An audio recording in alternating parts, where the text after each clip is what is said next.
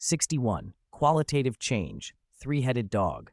Czar could barely contain his delight as he stared at the newly promoted silver tier magic perception enhancement.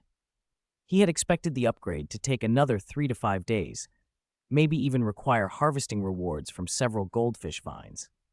Instead, slipping into a flow state by chance had carried him straight through to the promotion. The silver glow on the skill text didn't look like a fresh rank up. It seemed as if it had already improved several points within silver.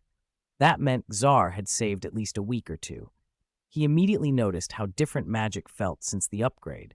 It was closer, almost tangible, as if he could reach out and touch it. For a moment, he wondered if a thought would be enough to command magic like his own limbs. His breath tightened. Let there be light, he thought. Magic shifted inside him in response, but only symbolically. It was still miles away from the wandless, incantationless Lumos he'd imagined. Czar shook his head inwardly. Of course, a silver tier magic perception enhancement couldn't let him cast utterly without wand or words. His improved perception had simply given him an illusion of control. The disappointment was brief. A bright gleam returned to his eyes.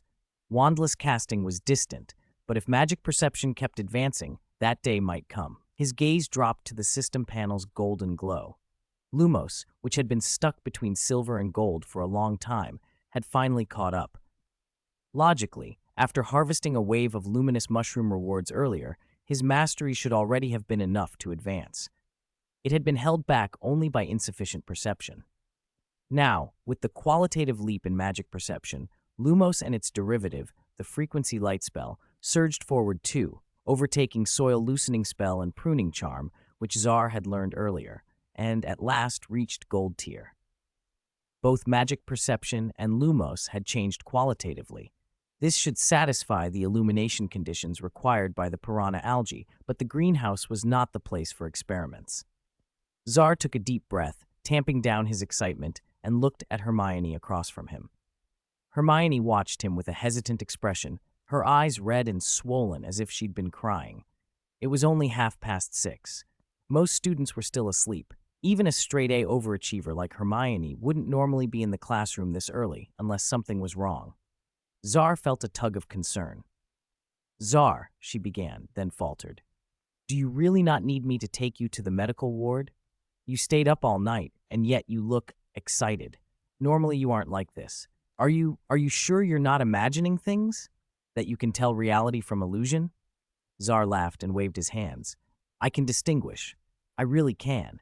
I'm not having hallucinations. I was just thinking of something happy." Hermione half believed him and let out a shaky sigh, but Czar noticed her more closely now. Her eyes were rimmed in red, and she looked defeated. "What happened?" he asked gently. Because she had trusted him before, Hermione let the words spill out. After the final Lumos test, Gryffindor's situation had reverted, or even worsened. "I still don't understand," she said. "If we had started studying earlier, how could Gryffindor do so badly?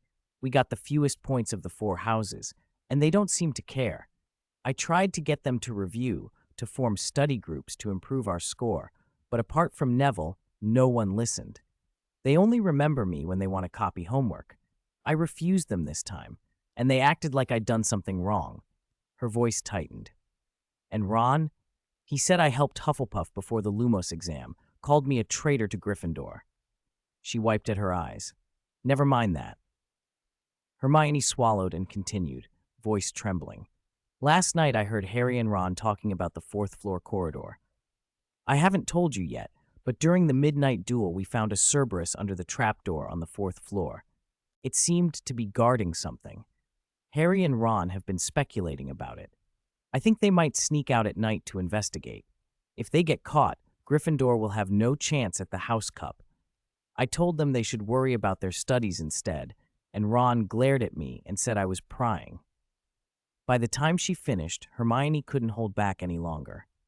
"I just feel like I don't belong in Gryffindor." Czar felt a pang. Hermione, a brilliant student with a fierce sense of house pride, standing alone among a bunch of mischief makers. No wonder she'd been coming to the potions classroom so early. She wanted to be away from them. "No," Czar said firmly. "Hermione, you are the true Gryffindor." He smiled lightly. Storming out on night excursions and causing trouble, that's easy bravery, the kind everyone notices. The true sort is standing up to what's around you, having the courage of your convictions, and doing what's right even when it makes you unpopular. You haven't done anything wrong. They are. Hermione's expression softened, the gloom that had hung over her eased. Thank you, Czar. I feel a lot better. I won't give in to their foolishness. Of course, Czar said, and if you need a place to clear your head, Hufflepuff always welcomes you. We'll set out tea and desserts in advance. Hermione laughed, a genuine sound this time. When she was finally steadier, Czar arranged the processed materials beneath the podium and prepared to leave. Hermione's earlier words echoed in his mind. Just like in the original story, Harry and his friends still went down the trapdoor on the 4th floor and found the Cerberus. If Harry and his friends had already encountered a Cerberus, then the plot around guarding the Philosopher's Stone was quietly unfolding. Besides dragon blood, Czar realized Cerberus blood might be a practical resource. Given its size, a little draw could yield several buckets, more than enough for cultivating blood emeralds. 2 plans were better than 1. For a moment he entertained those possibilities, but the thought receded. Dragon blood and Cerberus blood were both distant prospects. The piranha algae was within reach and required immediate attention. It was a free morning, and Czar had all the time he needed for research. With an expectant look, he headed for the greenhouse. 62. Verification. Silver-level rewards. Soon, Cher returned to the greenhouse. As he stepped inside, a strange sensation washed over him. He could perceive the condition of the magical plants far more clearly. For simpler magical plants like luminous mushrooms, he could even trace the flow of magic through their mycelial threads. When he noticed a dozen threads in one mushroom were extremely weak, he cast a pruning charm and clipped them away. The magic in the remaining threads immediately grew stronger. The whole process was far more efficient than before. Cher took a deep breath. No wonder magic perception talent is so crucial for herbologists, potion masters, and alchemists. With high talent in this area, the magical state of plants, potions, and alchemical circuits is as clear as the lines on your palm. Any problem shows up at once. Without it, everything is a blur, and you need several times more effort to sort it out. With his starting magic perception, success in herbology would have been impossible. Fortunately, he had the cultivation system. One day, he could stack this talent to levels even herbology masters couldn't reach. He moved on, walking past the experimental plots to the aquatic plant cultivation shed. His earlier piranha algae experiments had been stalled by poor magic perception. Now that his perception had dramatically improved, and his mastery of the frequency light spell had risen to gold level, he felt ready to resume. That should be enough, he thought. Cher focused intently on the frequency light spell. Magic gathered around him and funneled toward the Ashwood wand. He reviewed his understanding of the spell, then traced a nearly perfect circle with the wand tip. When the circle closed, he followed the magic's flow with a sharp flick of his wrist and intoned the incantation solemnly. Lumos frequens. The Ashwood wand confirmed the charm had taken. Strangely, no visible light appeared at the tip of the wand. Cher exhaled slowly, eyes glittering. It worked. The combined improvement in magic perception and spell mastery had allowed him to extend the frequency light spell beyond the visible spectrum. The extended range reached farther than he'd expected. If piranha algae truly preferred light in that particular spectrum, they should react differently this time. He took another handful of piranha algae seeds and arranged them into groups along a gradient of frequencies. After eliminating interference, he waved his wand. Experiment begins. First, he applied the frequency light spell just beyond visible light. Under that illumination, the piranha algae fared much better than before. Mortality dropped and more than half survived, though they still didn't thrive as they did in darkness. As he shifted to groups at increasingly distant frequencies, the mortality rate kept falling, and the algal leaves looked healthier. At a certain frequency, their growth nearly matched the control group kept in total darkness. This, Cher realized, was the critical frequency for cultivating piranha algae with the frequency light spell. His heart beat faster. The frequency hadn't yet exceeded his current casting limit, so he pushed further, eager to see what would happen when the algae received their optimal light. As the frequencies moved on, their outward state seemed unchanged, but with his enhanced magic perception, he detected subtle shifts in their auras. The system panel even registered text over the samples. Piranha algae is undergoing an unknown mutation, and the messages kept appearing. Then, at a certain point, the algae in one set of test tubes suddenly mutated. It was like beasts waking from hibernation. Their aura now carried a sharp sense of hunger. Their algal leaves unfurled rapidly, surpassing the maximum size seen in the control group to greedily harvest more light. The tiny serrated spines along the leaf edges grew visibly larger, turning into actual tooth-like barbs. On the system panel, a prompt appeared: Piranha algae unknown mutation complete. Piranha algae reward available has changed. Elation spread through Cher. His hypothesis had been confirmed. Piranha algae were special photophilic plants that required a critical frequency to activate. Then he noticed the algae's behavior changing. They reacted aggressively to sharing light. Their leaves began intertwining and competing, and within moments, only one algae remained in each test tube. The survivor had grown several times larger and monopolized all the light. Cher was stunned. He wouldn't have expected a species that clustered in the dark to become so singularly competitive once given preferred light. From clustering to survival of the fittest, magical plants truly behaved in ways mundane botanists couldn't imagine. But this new habit also had practical consequences. If each tank ended up with only one piranha algae, there would be far fewer reward light orbs overall compared to when they clustered. Fewer orbs, but perhaps each of higher value. He couldn't tell yet whether it would be a net gain. He turned back to the system prompts. The first item caught his eye: a bronze-level glow.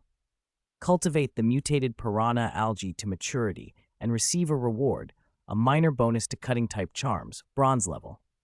Cher's eyes widened. A bronze-level bonus to cutting-type charms? Upgrading directly from near iron to bronze level made the idea of irradiating all the piranha algae with the frequency light spell very tempting. One bronze-level reward could be worth many iron-level ones, and stacking bronze rewards was far more effective for long-term growth. As he considered this, a flash of silver light entered his vision. Cher's body tensed. There's also a silver-level reward? Chapter 63, Increase Holdings in Water and Try Again. Cher's gaze landed on the information about the silver-level reward. He had expected silver water affinity once the piranha algae matured. Instead, the words before him read, Water Enhancement, Silver Level. Surprise and uncertainty flooded him. Not affinity, but enhancement. From the name alone, enhancement sounded far more valuable. Affinity would only let him move easily in water. Enhancement promised an actual boost to his power. But until he experienced it firsthand, he wouldn't assume anything. After a moment's hesitation, Cher made his decision. He would not wait for the mutated piranha algae to fully mature just to maximize profit. He would harvest its reward now. Even if doing so reduced the reward level, at worst dropping it to bronze, he would at least understand what the ability actually did. He had learned the hard way not to build hopes on assumptions. He reached out toward the reward light sphere hovering above the algae. It merged into him obediently. System panel text appeared. You have successfully planted piranha algae, mutated. You have received reward, minor cutting spell enhancement, black iron level. You have received reward, water enhancement, bronze level. Both abilities were added to his ability bar, but their levels were barely lit. The cutting spell enhancement with a faint black iron glow, the water enhancement with a weak bronze shimmer. They had only just reached those ranks, far less than what a fully matured piranha algae would grant. Still, a small loss was acceptable to verify their effects. Cher cleared the distractions from his mind and began testing. First, the cutting spell enhancement. He narrowed his eyes, traced a triangle with his wand, and flicked his wrist like a pair of scissors. Arbor Siccus. A pruning charm dropped onto a dead branch within sight. Crack! The branch split cleanly in two. Cher's expression brightened with pleasant surprise.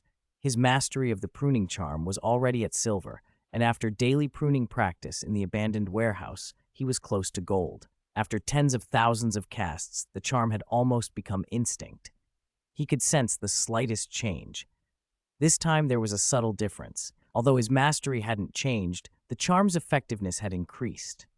The cutting spell enhancement had improved the pruning charm. Even at black iron level, its boost was noticeable. That was more than satisfactory. If the enhancement rose in level, the effect would amplify.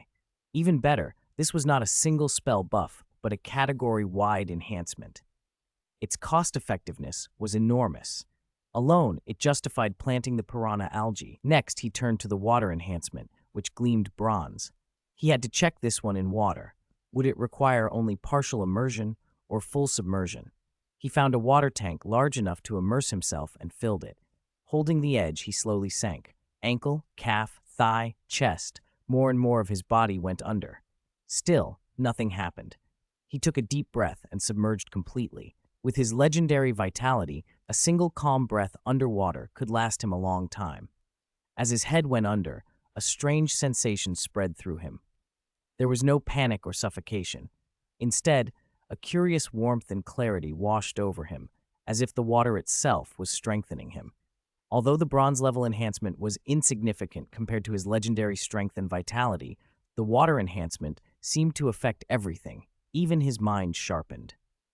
A thought flashed. Could it boost his magic intensity and magic perception? He focused on sensing the magic within. His eyes widened. Both his magic perception and magic power intensity had actually increased, the latter noticeably so. Ciel's face lit up. If water enhancement could raise his magical intensity and perception, then being in water could effectively elevate his magic talent by a level. If he could stack this ability to higher levels, even legendary, the benefits would be staggering. There was a small sting of regret. The frequency light spell had accelerated piranha algae growth, but the mutated algae had become a greedy, insatiable thing, constantly demanding more irradiation. In fact, because it needed so much frequency light exposure, the maturation time for the mutated piranha algae would be a little longer than before the mutation. Still, Ciel shook off the disappointment. The only plants I've known to give silver-level rewards were the guardian tree and the blood emerald, he thought. Both are still out of reach for now. If I hadn't learned the frequency light spell and stubbornly tried on the piranha algae, it might have taken another half-year to reach this level. This is already a huge gain. I shouldn't be greedy. Then his mind went back to the guardian tree. He remembered failing at that stage before because his magic perception was insufficient. Back then, he had seen a glimmer of success but hadn't been able to push through. Now, with his magic perception greatly improved and the addition of water enhancement, perhaps he could try the guardian tree seeds again. 64. Necessary conditions for success. The thought of trying the guardian tree again kept surfacing in his mind. Ciel felt a stir of excitement. The guardian tree was considered a crucial milestone for herbologists. Beyond that, it offered insights into defense against the dark arts and resistance to dark magic. It was a highly practical cultivation, and the tree itself was a rare herbology with innate anti-dark arts power. The sooner he could grow one, the more useful it would be. Still, Ciel wasn't in a rush. His magic perception enhancement had only recently risen to silver. Completing the guardian tree seed treatment was going to be difficult. The extra boost to magic perception from water enhancement would be decisive, but he couldn't very well stay submerged for the entire process. The guardian tree seed, during treatment, couldn't touch any liquid except the specially prepared potion. Otherwise, the chance of success would plummet. Yet he had to rely on water enhancement to see the magic clearly. How could he reconcile the two limits? The more he thought about it, the faster his mind turned. Being completely underwater was certainly a sufficient condition for water enhancement to work, but it wasn't necessarily a necessary one. Perhaps there was some other way that wouldn't interfere with the seed treatment and would still trigger water enhancement. He began testing the conditions. Slowly, he lifted one hand out of the water. Water enhancement still worked. Ciel's eyes brightened. That meant complete submersion wasn't required. He lifted the other hand, then his legs, floating nearly supine with almost half his body above water. Water enhancement remained active. He thought back to the first time he'd sunk into the pool. Water enhancement hadn't taken effect until his head went under. He realized the key. The ability judged whether he was in water by his head. So long as the head was in contact with water, even if not fully submerged, water enhancement granted its bonus. A grin spread across his face. That made things much simpler. He could maintain the effect without fully immersing his body. He found a transparent water tank, filled it, and set it over his head like a helmet. It looked ridiculous, but it kept his head in water and preserved the enhancement. Practicality mattered more than appearance. He even mulled over further possibilities. With mind-related magic like occlumency or legilimency, perhaps he could one day fool his own senses, trick himself into believing his head was submerged and thus trigger water enhancement without any actual water. The potential uses would be enormous. But those were problems for another time. For now, he had a third guardian tree attempt to complete. Calm and focused, Ciel prepared a fresh set of materials. With the lessons from his previous failures, he moved more confidently. A light tap of his wand and magic flowed smoothly into the seed. This time he felt something he hadn't before, a weak, sacred pulse inside the seed beginning to stir. The seed started waking from dormancy. Where before he'd been like a blind man feeling an elephant, now he could at least sense the outlines. As the seed's sacred magic swelled, he placed it carefully into the potion. It was as if the seed had a heartbeat, the magic vibrated, and the whole thing seemed to breathe. Suddenly, the reason for tapping the test tube and supporting spells clicked into place. Those actions helped the seed absorb nutrients from the potion, coaxing its heartbeat back to life. One had to match the seed's own rhythm, pace the taps and spells to its magic, to get the best result. With that insight, Ciel tuned his focus. He could almost hear the seed's pulse. Thump, thump. At the next beat, he tapped the test tube with his wand, injecting magic that made the potion resonate with the seed's vibration. The sacred magic surged, warmth and relief flowed through the seed. The interaction grew more complex as the potion's magic, the seed's magic, and his own intertwined. It had been a tangle in his second attempt, a place he'd depended on luck. This time, though, he could follow the pattern and gradually sort it out. Thump. The seed shuddered. He tapped again. A burst of magic flowed. The seed's inner magic wavered under the pressure, then steadied and rose. One more tap and spell remained. He put the transparent water tank back over his head. Bubbles pricked the front of his vision, and gurgles filled his ears, but his senses were keener than ever. Water enhancement took effect, and his magic perception sharpened further. On his system panel, the indicator for magic perception enhancement shone an intense silver. Even so, the interference of nested magics made complete control difficult. Ciel estimated that gold-level magic perception enhancement would make this last step trivial. He only had about a 40% chance without it. That was enough. His hands were steady. He tapped once more, drew a ring of motion with his wand, and spoke the final spell through the water. Protego, Arboris. For a moment the seed's sacred magic plunged, and the potion cleared from a pale green to transparency. Ciel's heart sank. Had he destabilized it? Then thin white roots unfurled from the bottom of the seed. His system flashed a prompt. Successfully completed Guardian Tree Seed Treatment. A reward orb floated up above the seed. 65. Professor Sprout's shocking discovery. Char stared at the tiny reward orb. Defense against the dark arts insight, bronze tier. Because the Guardian Tree Seed had only just germinated, it didn't count as fully planted yet.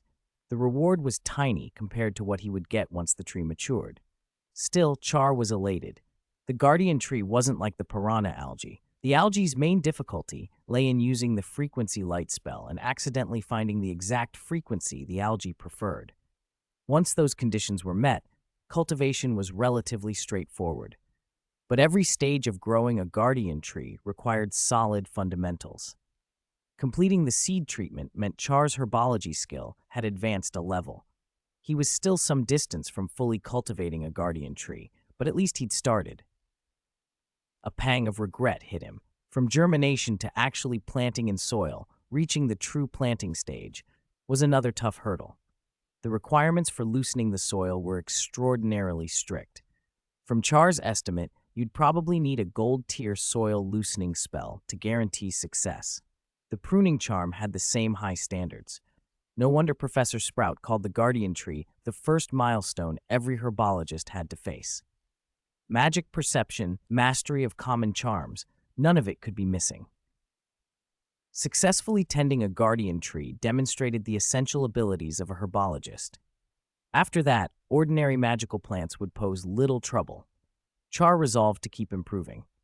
Next, I have to keep raising my magic perception, he thought, and my charms, especially the soil loosening spell and the pruning charm. I'll try to push them up to gold tier as soon as I can, then I can attempt the next stage. He looked at the germinated seed in the test tube. First, I'll have Aunt seal this seed for now, and I need to tell her about the frequency light spell's effect on the goldfish vine and the mutation effect on the piranha algae. I haven't told her yet. Char tucked the test tube into his robe and hurried toward the Hufflepuff head's office. Professor Sprout was surprised to see him in the castle. He usually spent his free time in the greenhouses. If it weren't for the Hufflepuff's support and his apparent camaraderie with Cedric during Quidditch, she might have worried about his social life. Then her gaze landed on the test tube in his hand.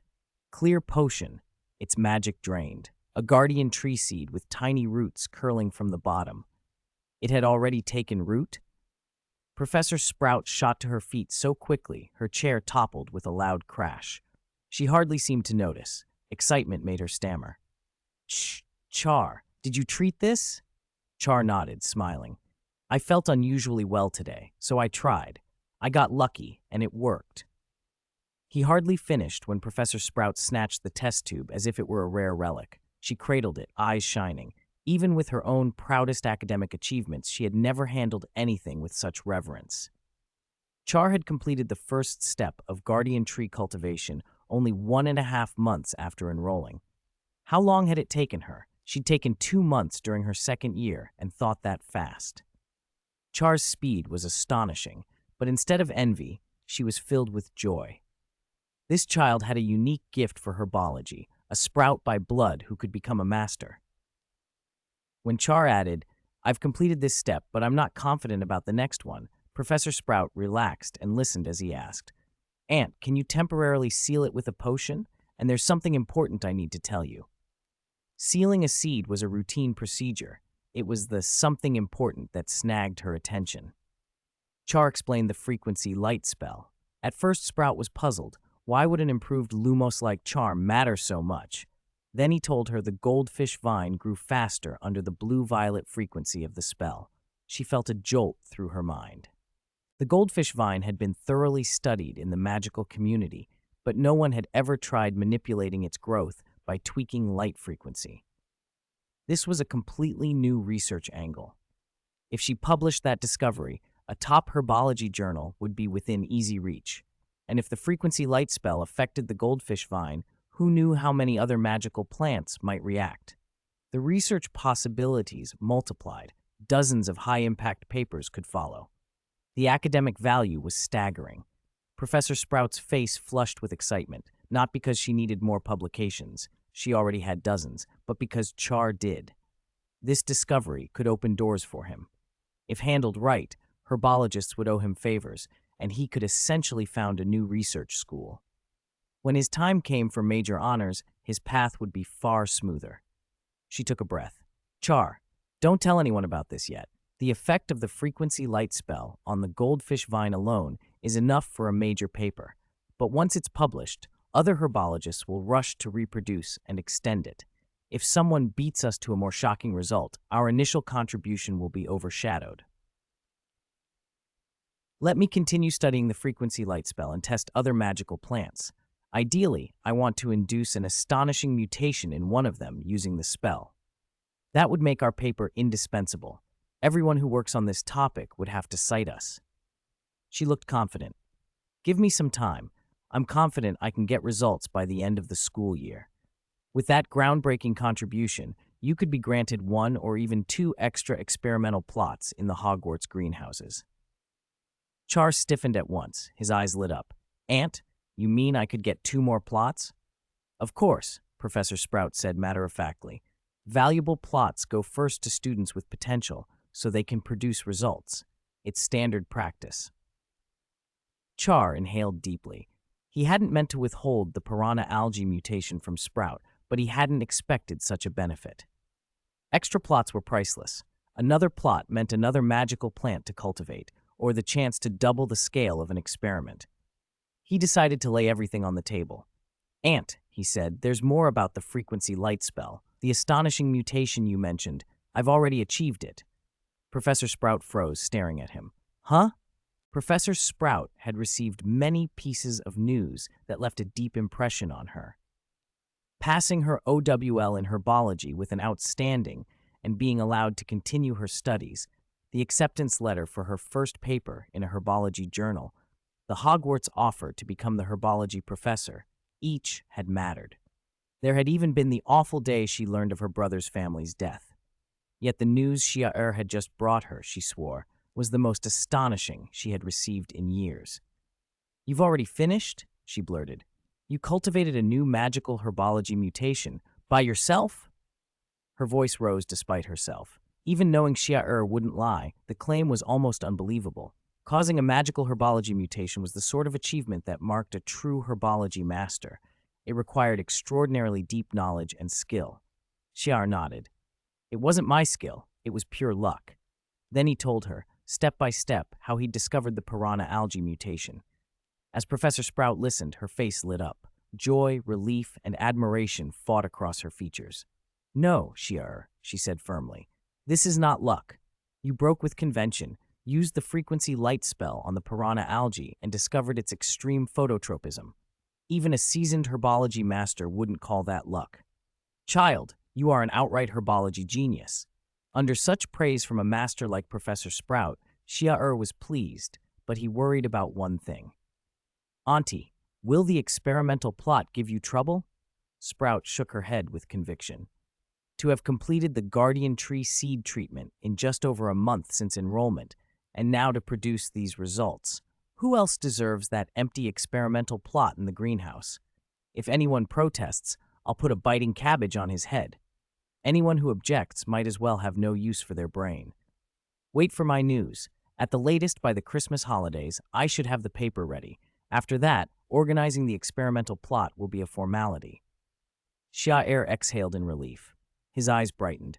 Christmas wasn't far off. If he could secure one or two more plots, his rate of return would skyrocket.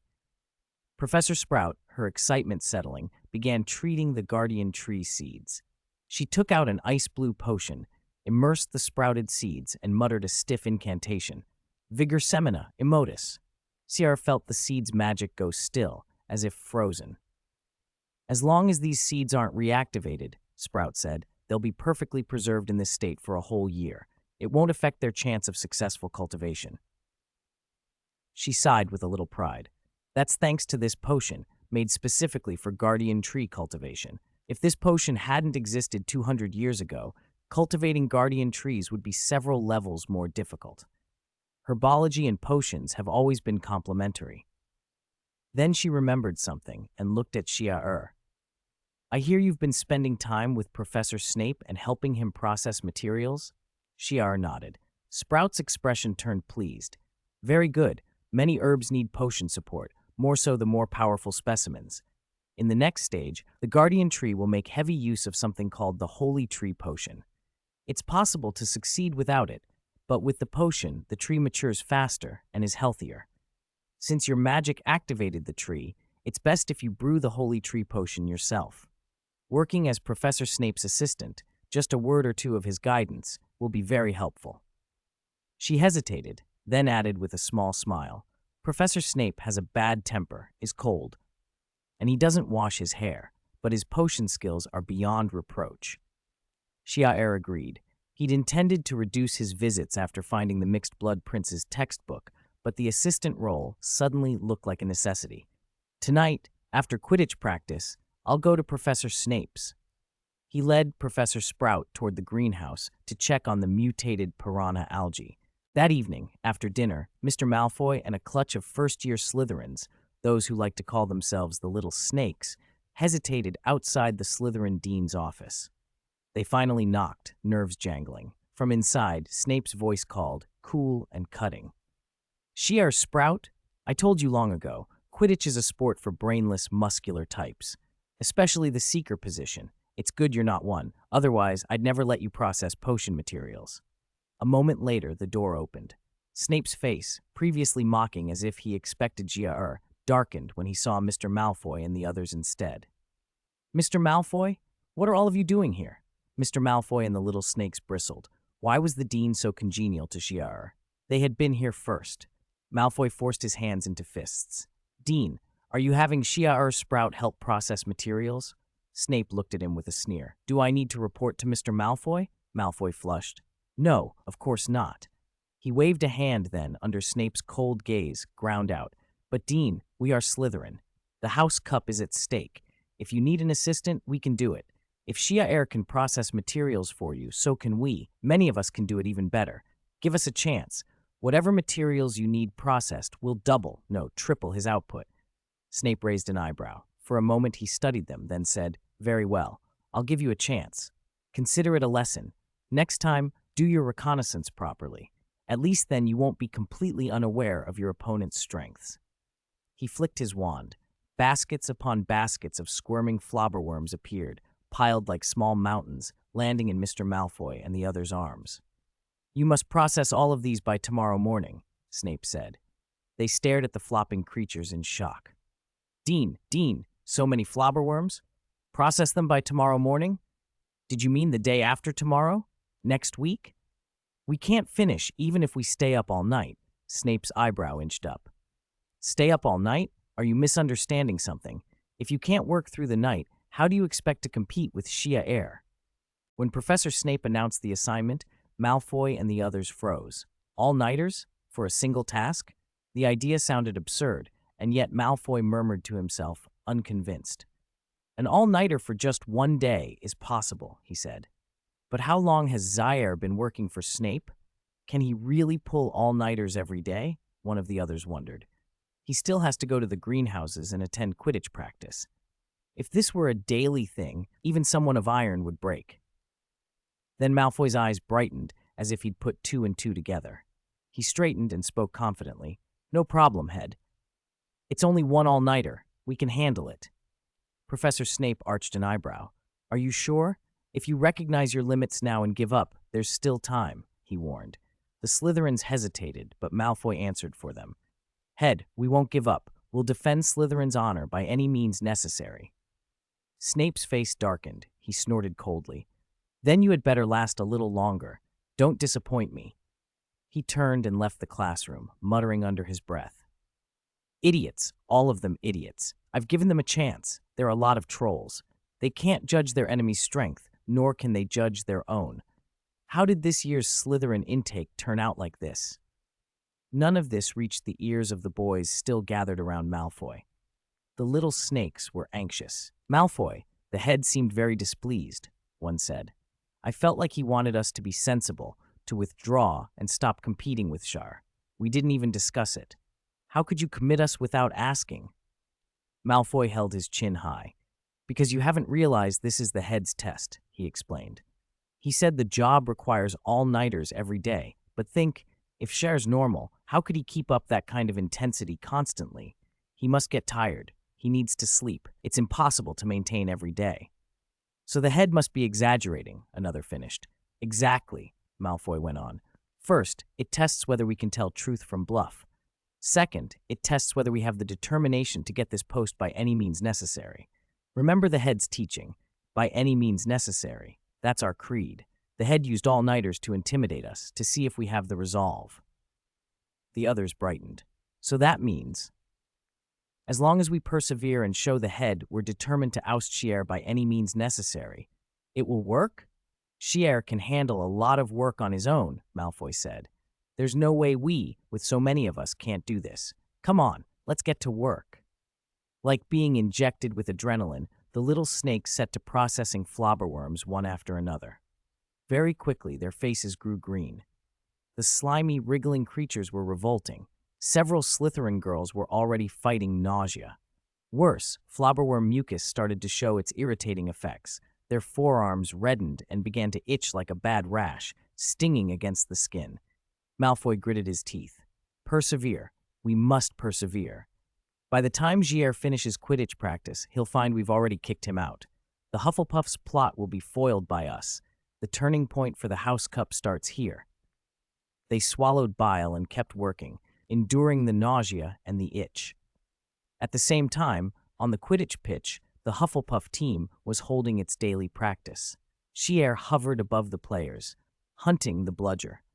He swung his beater's bat with abandon, sending gusts of wind and blasting the bludger like a cannonball.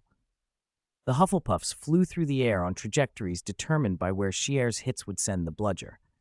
If they were playing a real match, those bludger strikes would punch openings through an opponent's defense, letting the chasers drive the quaffle hard at the hoops. And any opposing seeker chasing the snitch would have to contend with Giers' devastatingly accurate bludger. It was an unusual, beater-centered strategy that had taken shape over the team's recent practices, an approach proposed by their captain, Cedric Diggory. Seeing it come together made Cedric's face glow.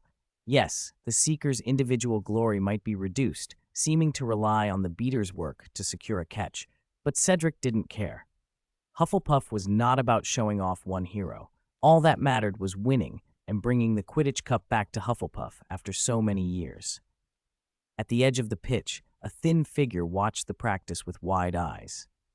Harry had meant to come to Gryffindor practice today, but misremembered the schedule and landed on the pitch reserved for Hufflepuff. By accident, he had witnessed the terrifying power Gier displayed. His face was pale. If Gryffindor had to face this in a match, if he himself were hit by a bludger blasted that hard, he might very well be off to meet Merlin. Captain Wood had always treated Slytherin as Gryffindor's natural enemy, but right now, Harry realized Hufflepuff could be their toughest opponent. Harry's feet shifted. He began to think of telling Captain Wood right away. Then another thought struck him. Ever since he'd seen the Cerberus behind the trapdoor on the 4th floor, he'd wondered what that beast was guarding. The idea of dealing with such a savage guard had haunted him. He didn't think he could handle it himself. But with Gier's strength, if Gier brought that bat, how many heads did the Cerberus have? 3? Wouldn't it be only a matter of Gier swinging 3 times? The thought made Harry's heart thrum. He waited where he knew Gier would leave the pitch. When Gier came off the field and spotted the figure blocking the path, he looked genuinely surprised. Harry Potter? Gier frowned. He had no reason to have met Harry before. He'd avoided the boy who lived, partly to stay out of trouble, partly because their lives didn't overlap. Planting in the greenhouses, charm practice, processing potion ingredients left him no time for the Savior's affairs. He hadn't expected Harry to seek him out. Harry practically burst with excitement. Gier, I saw you on the pitch. Your strength, it's like Hagrid's. There's an important matter, maybe something to do with the safety of Hogwarts, and I want to invite you to help. If you join, we might be able to protect the castle. Harry could already see it in his head. With Sire's help, they could defeat the Cerberus, foil whatever secret plot had been laid, and keep Hogwarts safe. Who wouldn't want to be part of that? Two-faced people, are you here to look after your health? Harry's voice was full of confidence. He expected Gier to jump at the chance. Instead, Gier surprised him by refusing without a second thought. I refuse. Harry froze, incredulous. Gier looked at him with a mix of helplessness and pity. He had to admit Harry had a savior complex. Hogwarts was full of skilled wizards. It didn't need a first year like Harry to protect it. That didn't mean Gier disliked him. After everything Harry had been through, his willingness to step forward was admirable, but Gier had no interest in playing the hero. He had other plans. If he wanted Cerberus's blood for cultivating blood emeralds, now was not the time to join a risky expedition. The two-faced man was still working on ways past Cerberus. If the two-faced man discovered that Gier could suppress Cerberus with his legendary power and legendary life, it would create complications. When Harry and his friends finally forced their way through, that would be the opportunity to obtain the blood. By then, Gier expected to have a new experimental plot in the greenhouse and a proper chance to begin cultivation. For now, he barely had space for the herbology specimens he already owned. Better to tend what he had than run a dangerous, probably futile errand. Harry, recovering from the shock, pressed on eagerly. Why? Gier, I'm not lying. There's got to be something important in the castle. Someone's trying to get it. Before Harry finished, Ciel cut him off politely. Sorry, Harry. I believe you, but this is something the professors should handle. Your courage is commendable, but if you're looking for a Hufflepuff to join an adventure, you came to the wrong house. With that, he stepped past Harry and kept walking toward the potions classroom. Harry wasn't ready to let it go. Don't you want to know what's behind the trapdoor on the 4th floor? I promise. Ciel was about to tell him to stop bothering him. He already knew well enough what was likely there, but a waft of garlic stopped him in his tracks. A stuttering voice whispered from the corridor. Shh! Quiet! Ha! Harry Potter, you can't tell anyone about this. A figure wrapped in a turban stepped out of the shadows. Quirrell. Ciel's fist curled reflexively. The two-faced man. Was it you who brought Quirrell here? He immediately pushed everything else to the back of his mind. Herbology, the frequency light spell, academic papers, the guardian tree. In the original story, Lord Voldemort could peer into minds when he was awake in Quirrell, the reason he learned that the Philosopher's Stone was in Harry's pocket. Ciel did not want even a sliver of the system or his secrets read. Fortunately, Quirrell's attention was on Harry. To a low-talent young wizard like Ciel, Quirrell, the celebrated prodigy, and the dormant presence behind him paid no notice.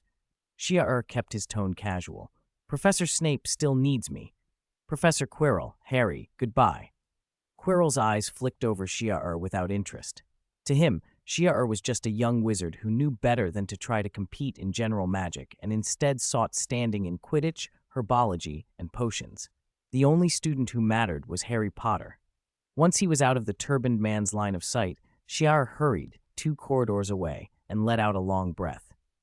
It was a relief the two-faced man's attention had been fully captured by Harry. If Voldemort had read even the smallest detail about Ciel's system, it would have been disastrous. It was clear he needed distance from Harry.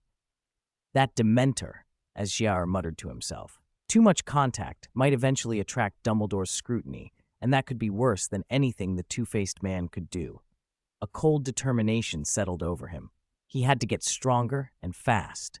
The fastest route he could think of was in the Mixed Blood Prince's textbook, Sectum Sempra, amplified by piranha algae. That would boost his combat ability quickly. He also had to accelerate the guardian tree's growth. The defense and dark arts resistance it offered would be invaluable with all the dark threats now appearing at Hogwarts since Harry arrived. Two-faced man, trolls, basilisks, dementors, werewolves. Both Sectum Sempra and the Holy Tree Potion required dealing with Snape, though, so he had to face that sooner rather than later. Ciel hurried into the potions classroom and found Malfoy and his cronies hunched over a flobberworm. Malfoy looked up, sneered, and spat out. Ciel Sprout, think your little tricks for currying favor with Professor Snape will get you anywhere? Today we'll kick you out. The head of house's potion assistant ought to be a Slytherin. Before Malfoy could finish, a pressure rolled off Ciel like a physical weight. He swallowed and involuntarily looked away, panic humming in him for a beat. What was that look? He hadn't meant to, but the stare had made Malfoy flinch. Ciel inhaled slowly and let a rare, fierce competitiveness show in his eyes. Job snatchers, were they? He knew internal competition all too well. He looked down at the results the Slytherins had produced so far, curled one corner of his mouth, and sneered. This is the level you want to compete with me at? He said coolly. Are you lot just here to keep yourselves fit? Watch carefully. This is how you compete at work. 69. Details made me cry. When Ciel's words turned almost murderous, Draco Malfoy and the other Slytherins went white with panic. They remembered Ciel's strange strength. Less than a month ago, Malfoy had lost a tooth from a cup. Ciel had thrown casually. None of them had much magical experience yet. They babbled excuses at once. Calm down. Don't come any closer. Assaulting classmates is a points deduction. My dad's on the school board. Don't hit the face. Malfoy shuffled back, paling, instinctively putting everyone else in front of him. Ciel snorted. Don't worry, I won't assault you. This is a workplace matter. We'll handle it by workplace rules. With that, he pulled out the potion's classroom key and clicked the lock shut. The sound made Crabbe and Goyle exchange a guilty look. It recalled the carriage on the Hogwarts Express, the time Gia had locked them in and made them pay. A cold dread slid over them. Then Gia continued in the same even tone. The door is locked. It's late. No one's opening it until morning. If you want to leave, you need the key from me.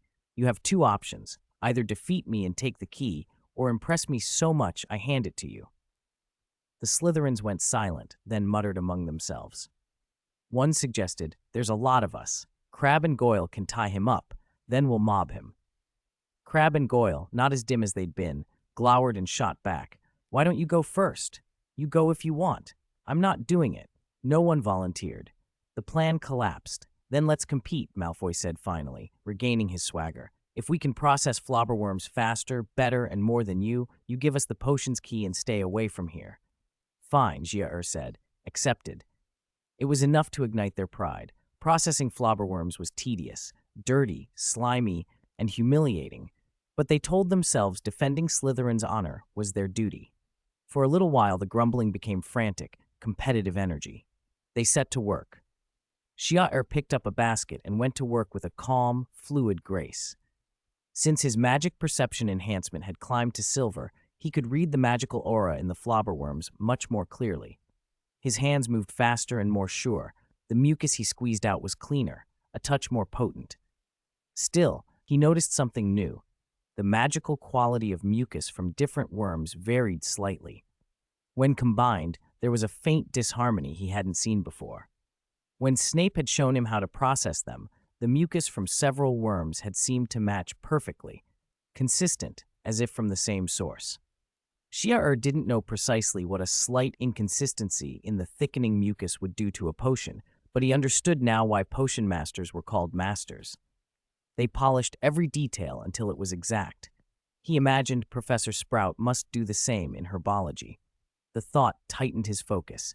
He slowed his hands, attuning to the aura of each worm, trying to squeeze out streams of mucus as uniform as possible.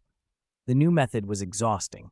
It reduced the number he could process in a given minute, but it trained his perception far more effectively. On the invisible system panel, magic perception enhancement shimmered in silver and subtly intensified. Gia-Ur's heart kicked. If he kept improving a bit each day, and the next harvest of goldfish vines matured by Halloween as expected, he might push his perception toward gold. With the water-enhanced bonuses that would bring, he'd be ready to plant the guardian tree. The thought warmed him. He treated every flobberworm like a step toward that goal. The Slytherins glanced at him occasionally and, seeing he wasn't an unstoppable speed demon, began to hope. Keep going, compete, victory is ours, they told themselves. 1 hour passed, then 2, then 3. Baskets emptied, their hands cramped, their minds fuzzed. It was past 2 in the morning, long past bedtime, and their eyelids drooped. Heads bobbed closer to the work tables. Malfoy jolted awake when his chin nearly hit a pile of flobberworms and looked at Chia-Ur. Chia-Ur's rhythm hadn't slowed. If anything, it seemed steadier. As the other's efficiency plummeted, his running total crept up. The gap narrowed. Malfoy's eyes widened. 2 in the morning. How was Chia-Ur not tired? Worse, the boy looked almost happy, like he was enjoying the work. What's wrong with him? Someone muttered. Why is he smiling about flobberworms? To Chia-Ur, this was training. Each worm honed his perception and brought him closer to planting the guardian tree. The repetition was subtle progress. It made him content. He surveyed the classroom. Most Slytherins were slumped over, exhausted. He stood up. Malfoy felt a little thrill. Maybe Chia-Ur was finally breaking. Instead, the scratch of chalk screamed across the blackboard and roused the dozing boys. Chia-Ur's voice, cool and sharp, cut through the fatigue. It's only 2 in the morning. People your age shouldn't be sleeping. You said you'd defend Slytherin's glory. Where's that duty now? No sleeping. Keep working. Faces flushed with outrage. How dare he? Who does he think he is? But they forced themselves back to work. Time crawled on. 3, 4 in the morning, and Chia-Ur stayed bright-eyed. Despair spread. No way. He keeps pushing. Is he not even tired? Someone sniffed. One boy threatened tears. Let me out. I want to sleep. Chia-Ur watched them with a cold smile. Crying now? You think whining means you don't have to work? You chose to compete with me. No sleeping. Compete until the end. If you want to defend Slytherin, then defend it. Stop giving up. Wails multiplied. I'm so sleepy. I'm done. Malfoy, face twisted, regretted egging Xiaer on. He'd already taken too many losses because of this boy. 2 points lost from Snape? What were points anyway? Maybe they could have them. He was exhausted too. As some of the Slytherins tried to bargain and cry, Professor Snape hurried down the corridor toward the potions classroom. As Slytherin head, he felt obliged to check on his house. From the landing, he saw the room's lights still on and figures bent over the benches. A flicker of surprise eased his previous annoyance. They had lasted this late, foolish but committed. Then he heard thin, muffled sobs from behind the door. He reached for the knob. It was locked. Snape's heart skipped. Is Xiaer in there? He thought.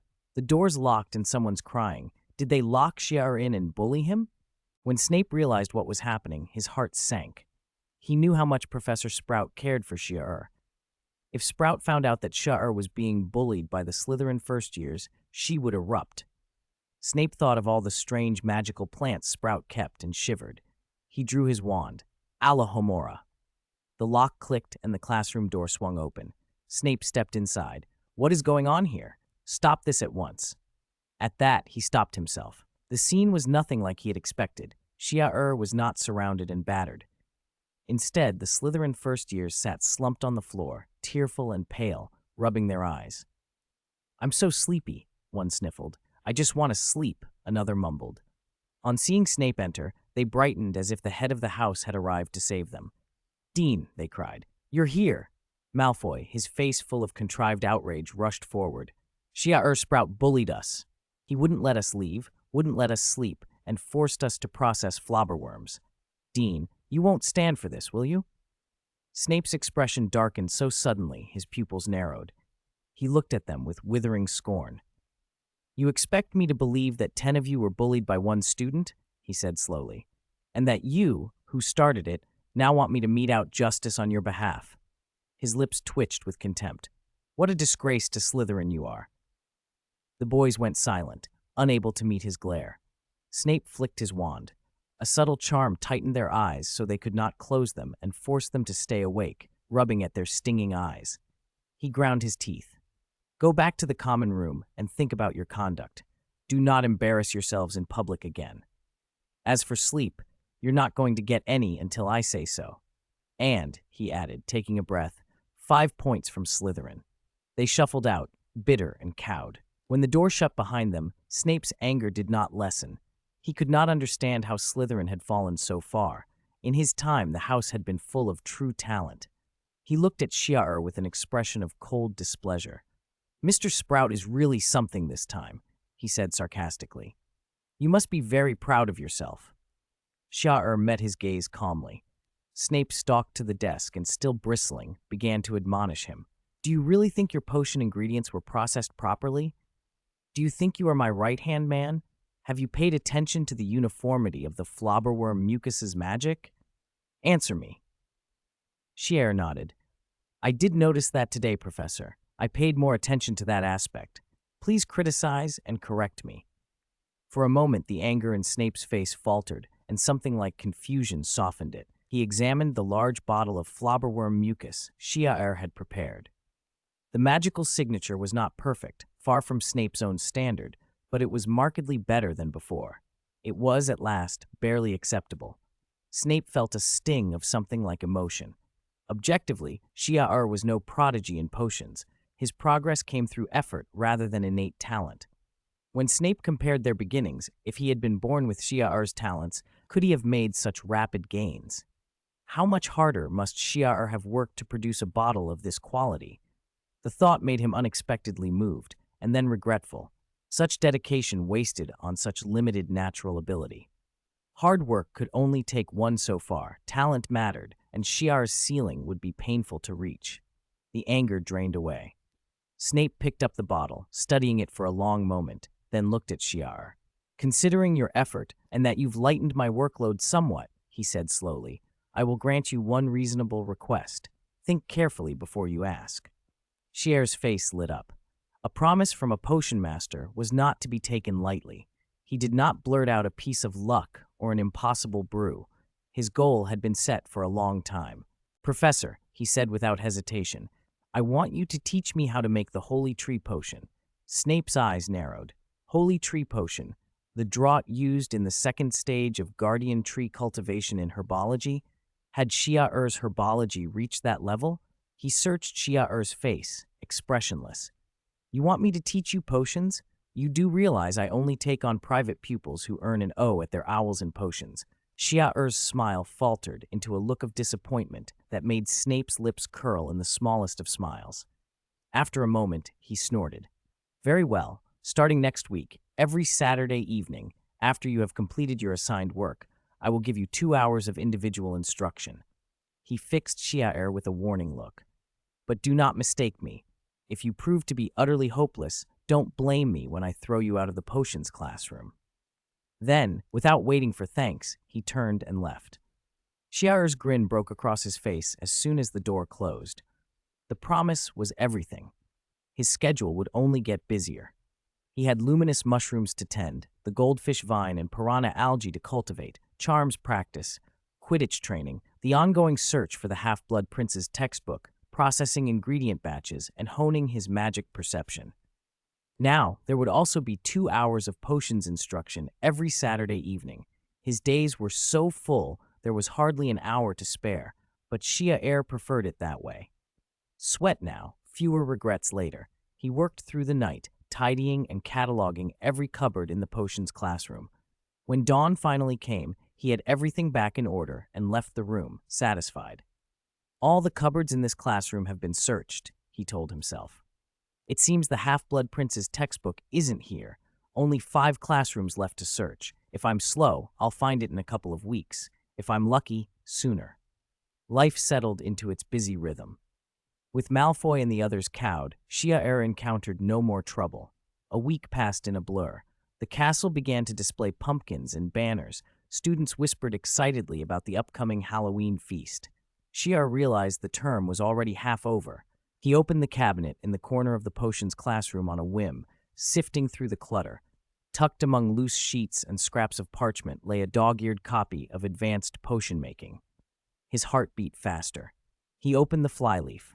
A single line of inked handwriting greeted him. All rights to this book belong to the Half-Blood Prince. When he saw the signature, Mixed Blood Prince, Xia Sprout drew a sharp breath. After searching the potions classroom storage for more than half a month, he had finally found the book he wanted, Advanced Potion Making, buried among a jumble of supplies. He opened it carefully. As in the original account, the pages were crammed with cramped notes. Some entries didn't just fill the margins, but were scrawled right over the printed text. The owner had clearly held the textbook in contempt and replaced its instructions with his own, young Severus Snape's handwriting, without a doubt. A few quick glances were enough for Xia to be certain of the book's authenticity. Relief washed over him. He'd feared that the copy Harry had found in the original might have been staged, but this made it plain that Harry's discovery had been genuine. He was about to examine the Mixed Blood Prince's annotations more closely when footsteps echoed from the corridor. A moment later, Snape entered the potions classroom. The room was immaculate. A basket of flobberworms and a pile of porcupine quills had been neatly tended to. Snape's face registered mild approval, then he looked straight at Xia. You asked me to tutor you in potions, he said flatly. So how long are you going to stand there gawping? Xia Sprout, get out your cauldron. First, brew a pot of mange potion. Xia shoved the Mixed Blood Prince book and the dangerous little discovery to one side of his mind.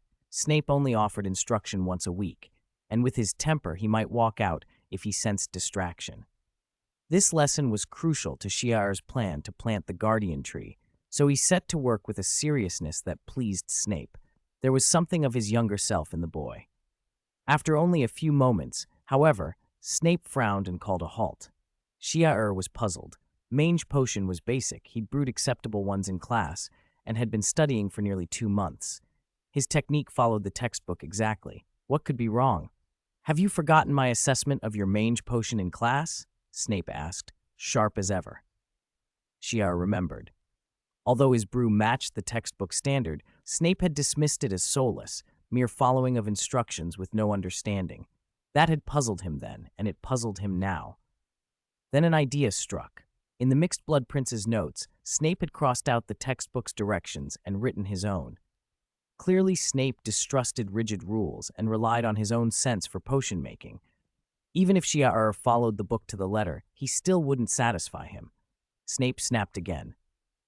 Idiot! Have you already forgotten how to process your ingredients? Do you have no capacity to learn from experience?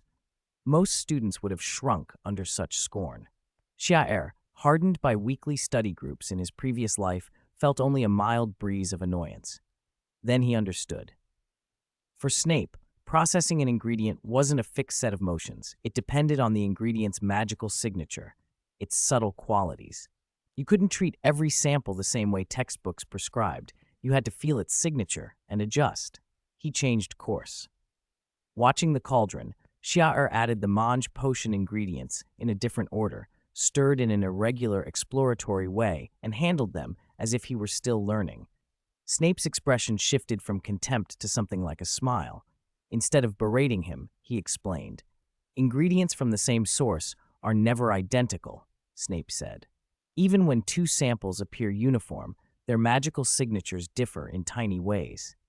The recipes in textbooks are the safest, most generally applicable methods. They reduce the chance of error, but they are not optimal for every sample. A quill plucked from a young porcupine is not the same as one taken from a dying old beast. True potion making comes from blending materials according to their magical signatures and adjusting your technique while the brew is alive. Magic perception is the foundation of all potions. Memorizing formulas makes you a competent apothecary at best. It leads you away from becoming a true wizard, much less a master. The holy tree potion you seek can only be made by someone who truly understands this. Ciel focused. The mixture in the cauldron began to boil and hiss. Its magical aura was unlike that of herbs, hot, tangled, reactive. Even this simplest potion had a complex presence. He finished a half circle of stirring and lifted the cauldron off the flame. The result reeked. Another failure. Snape didn't look surprised. He noted a few mistakes, said continue, and closed his eyes to listen with his own senses to the cauldron's fluctuations. 2 hours later, Ciel had produced 8 failed batches. The latest smelled considerably better. Fine beads of sweat stood on Snape's brow. He looked tired and finally said, "That's enough for today. Continue next week," then turned and left. Once outside the classroom, he allowed himself an almost imperceptible sigh. Regret crossed his face. Ciel had a talent for sensing magic, but it had limits. If it were merely low magical power, that would mainly weaken his charms. Herbology and potions might not suffer. But the boy's talent for enhancing his magic perception, the ability to detect and respond to those subtle signatures, wasn't high. Talent sets an upper bound. Someone like Harry, given proper training, could outpace Ciel easily. Potions that might take Ciel a decade to master could be learned by a gifted pupil in an afternoon. Still, Snape had promised to teach the Holy Tree potion, and he would keep that promise even if it took months. Alone in the classroom, Ciel reviewed what he'd learned. Snape's approach required far more sensitivity than herbology. His magic perception enhancement had reached silver level, yet even making a passable mange potion still required practice. Holy Tree potion would be on an entirely different scale. He estimated he'd need at least gold-level perception. There was no discouragement on his face, only anticipation. The new batch of goldfish vine will be ready in a day or two, he told himself. If this harvest goes well, gold level will be within reach. Holy Tree potion, and the next stage of the Guardian Tree, won't be far behind. He opened the Mixed Blood Prince's textbook again and scanned the cramped notes for what he needed. After a moment, his eyes lit up. Found it! Incarcerus and Sectum Sempra! 72. Hanging Golden Bell, Invisible Levicorpus. Sectum Sempra. Seeing these two charms, both of which had appeared often in the original stories, Zar's eyes lit up. He only knew 3 charms so far: the Soil Loosening Spell, the Pruning Charm, and Lumos. None were suited for combat. Learning Levicorpus and Sectum Sempra would solve his lack of offensive and control spells. Zar intended to develop steadily through farming, but it was important to have deterrents even if he didn't use them. He took a breath and turned first to Levicorpus. The charm suspended a target upside down until countered by Libera Corpus. Without the counter charm, escape could take a very long time. Snape had probably adapted it from prank spells and refined it into an effective control hex. Tsar examined its principles carefully and grew increasingly surprised. Snape's development was deeper than he'd expected. Levicorpus could be cast wandlessly and non-verbally. Spoken, it produced full strength, but in an emergency, a single gesture could trigger it, albeit much weaker. With sufficient magical perception and power, it could even be cast with a gesture alone and no wand, like Harry had done in the originals when he flipped Ron in mid-argument. Tsar admired Snape's talent. Wandless, non-verbal casting was one of the hardest techniques in the magical world. Few wizards could manage it, yet Snape had made Levicorpus capable of it. Seeing its possibilities, Tsar realized it might be decisive in certain fights. He decided to practice. Levicorpus, he called, swinging his wand upward in a pulling motion.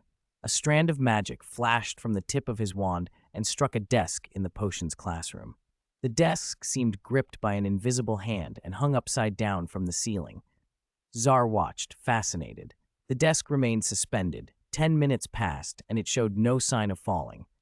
Levicorpus really could hold something indefinitely unless a counterspell or another method removed it.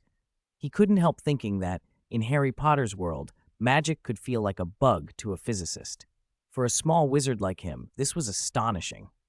He reversed his gesture and called, Liberacorpus. The desk flipped back and dropped heavily onto the floor. Next, he experimented with nonverbal and wandless versions. He merely waved his wand and muttered the charm in his mind. The desk rose again, but not as high. It hovered midair.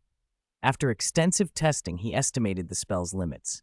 With the full Levicorpus, I can suspend an object of about 40 kilograms to roughly 4 meters, he thought. Each step away from full casting, first nonverbal, then wandless, drops the effect significantly. If I cast it completely wandless and nonverbally, the power is so weak it might only make a small wizard lose their footing. The main problem is my low magical strength. If my innate power were like Harry's, wandless nonverbal casting would be far stronger than my full casting now. Can't compare with a genius. Even so, Tsar was pleased with Levicorpus. The system panel confirmed it, Levicorpus. He hoped that as the charm's level increased, it would perform even better for him. Then he turned to Sectum Sempra. Unlike the prankish Levicorpus, Sectum Sempra was true dark magic. Few charms in the originals were as lethal. Crucially, unlike unforgivable curses, which often required intense emotions like torture or murderous intent, Sectum Sempra needed far less negative emotion to operate. When Harry first used it, he almost killed Malfoy despite not wanting to. High power with low emotional requirement made it particularly dangerous, and it could be amplified by his cutting charm bonus. That last point was especially attractive to Tsar. Sectum Sempra would give him a proper long-range attack. He approached Sectum Sempra with seriousness and caution. Even if the notes hadn't warned of backlash, anything tied to the dark arts demanded care. Tsar drew his wand horizontally in a sharp, sword-like arc. Sectum Sempra, he intoned. He felt an invisible, razor-sharp magic coalesce within him and flow into the Ashwood wand. Then nothing happened. The charm failed. He tried again, perfectly reproducing the gesture and incantation, but Sectum Sempra still would not trigger. After thinking it over, Tsar realized the most likely cause. The cutting aura he could muster was simply too weak. Even with correct form and intent, he didn't reach the threshold to activate Sectum Sempra. When working with less demanding charms, his low magical strength hadn't been so obvious. Now it was. Still, Tsar stayed calm. The Sprout family greenhouse was full of Margaret plants. When school started, he had 4 months to go, and 2 months had already passed. By Christmas, the Margaret harvest could boost his magical strength dramatically. With the scale of the plantation, he might raise his power to gold tier or higher in a single harvest. The system panel reflected his status for Sectum Sempra, bronze tier, but it appeared half solid, half transparent, learned in theory, but not yet usable. Tsar nodded. That was fine. He could increase his theoretical attainment now, so that, after harvesting the Margaret at Christmas, he could achieve it in one leap. He tried Sectum Sempra a few more times. Each time he felt the same prickling, cutting sensation in the back of his mind. The pruning charm's magic and Sectum Sempra's aura were both cutting magics, but they were on different levels. There was simply no comparison. As Zar moved to leave the potions classroom, a thought flashed across his mind. Levicorpus had its origins in prank charms. Could Sectum Sempra also share roots with the pruning charm? If Snape had been capable of creating Sectum Sempra, his mastery of the pruning charm, as rated by Zar's system, must have been quite profound, at least epic tier. If so, practicing Sectum Sempra might strengthen his pruning charm as well. He glanced back at the system panel. Under his pruning charm, the brilliant silver sheen he had seen during training now showed a hint of gold inside it. A few tries with Sectum Sempra had already begun to affect his pruning charm's growth. 73. Halloween Eve. When the pruning charm text on the system panel flashed gold, Shire's eyes lit up with an excitement he hadn't felt in days. He had been practicing the pruning charm every day in the abandoned broom warehouse. Not long ago, the charm's text only glowed silver, its radiance impressive enough, and the success rate for plant cuttings had climbed steadily. The chance of propagating luminous mushroom was approaching 10%, but lately the daily gains had slowed. The silver glow was deepening, yet a gold breakthrough seemed out of reach. Then, after practicing Sectum Sempra a few times, he noticed a thread of golden light weaving through the pruning charm text. Had it finally reached the cusp of advancing to gold? This was far more effective than his warehouse practice. He tested the idea and confirmed it.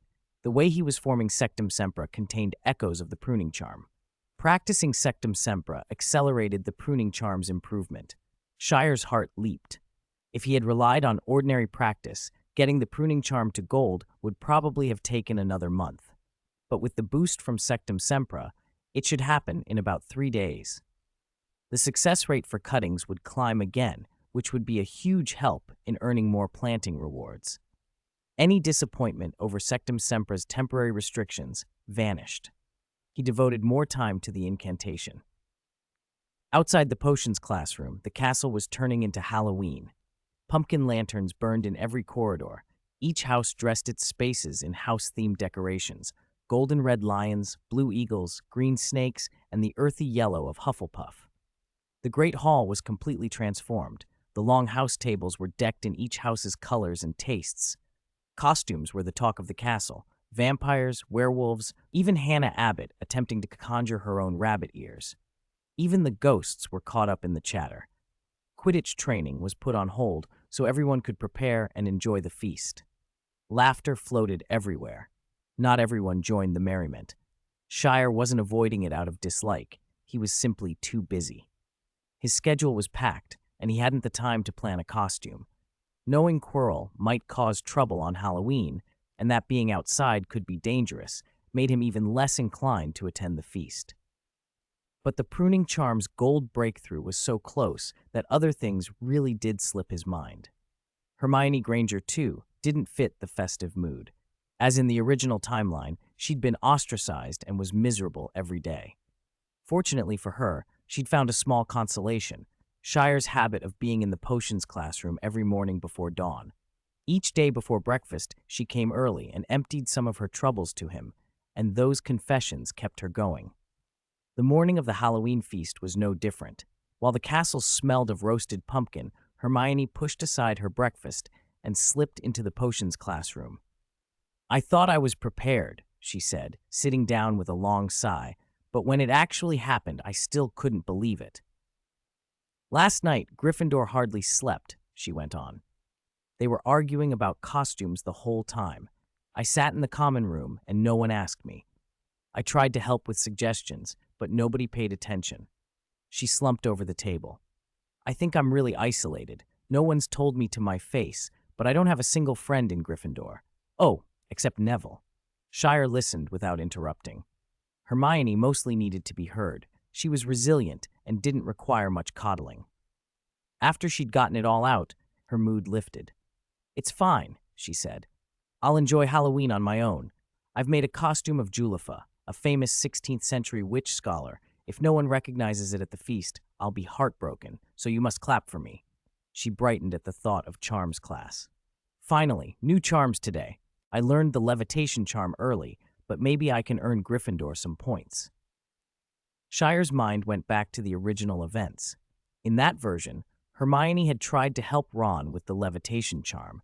He failed repeatedly, and afterward he called her an absolute nightmare. That tossed Hermione into tears, making her skip afternoon classes and hide in the girls' bathroom. When the troll was brought into the castle that night, she ended up alone and vulnerable, exactly how Harry and Ron came to rescue her and form the trio. Shire couldn't let the same chain of events play out. Hermione, he said after a pause, for charms today, can you try to hold back? Don't offer pointers to others, just enjoy the day. She raised an eyebrow but nodded.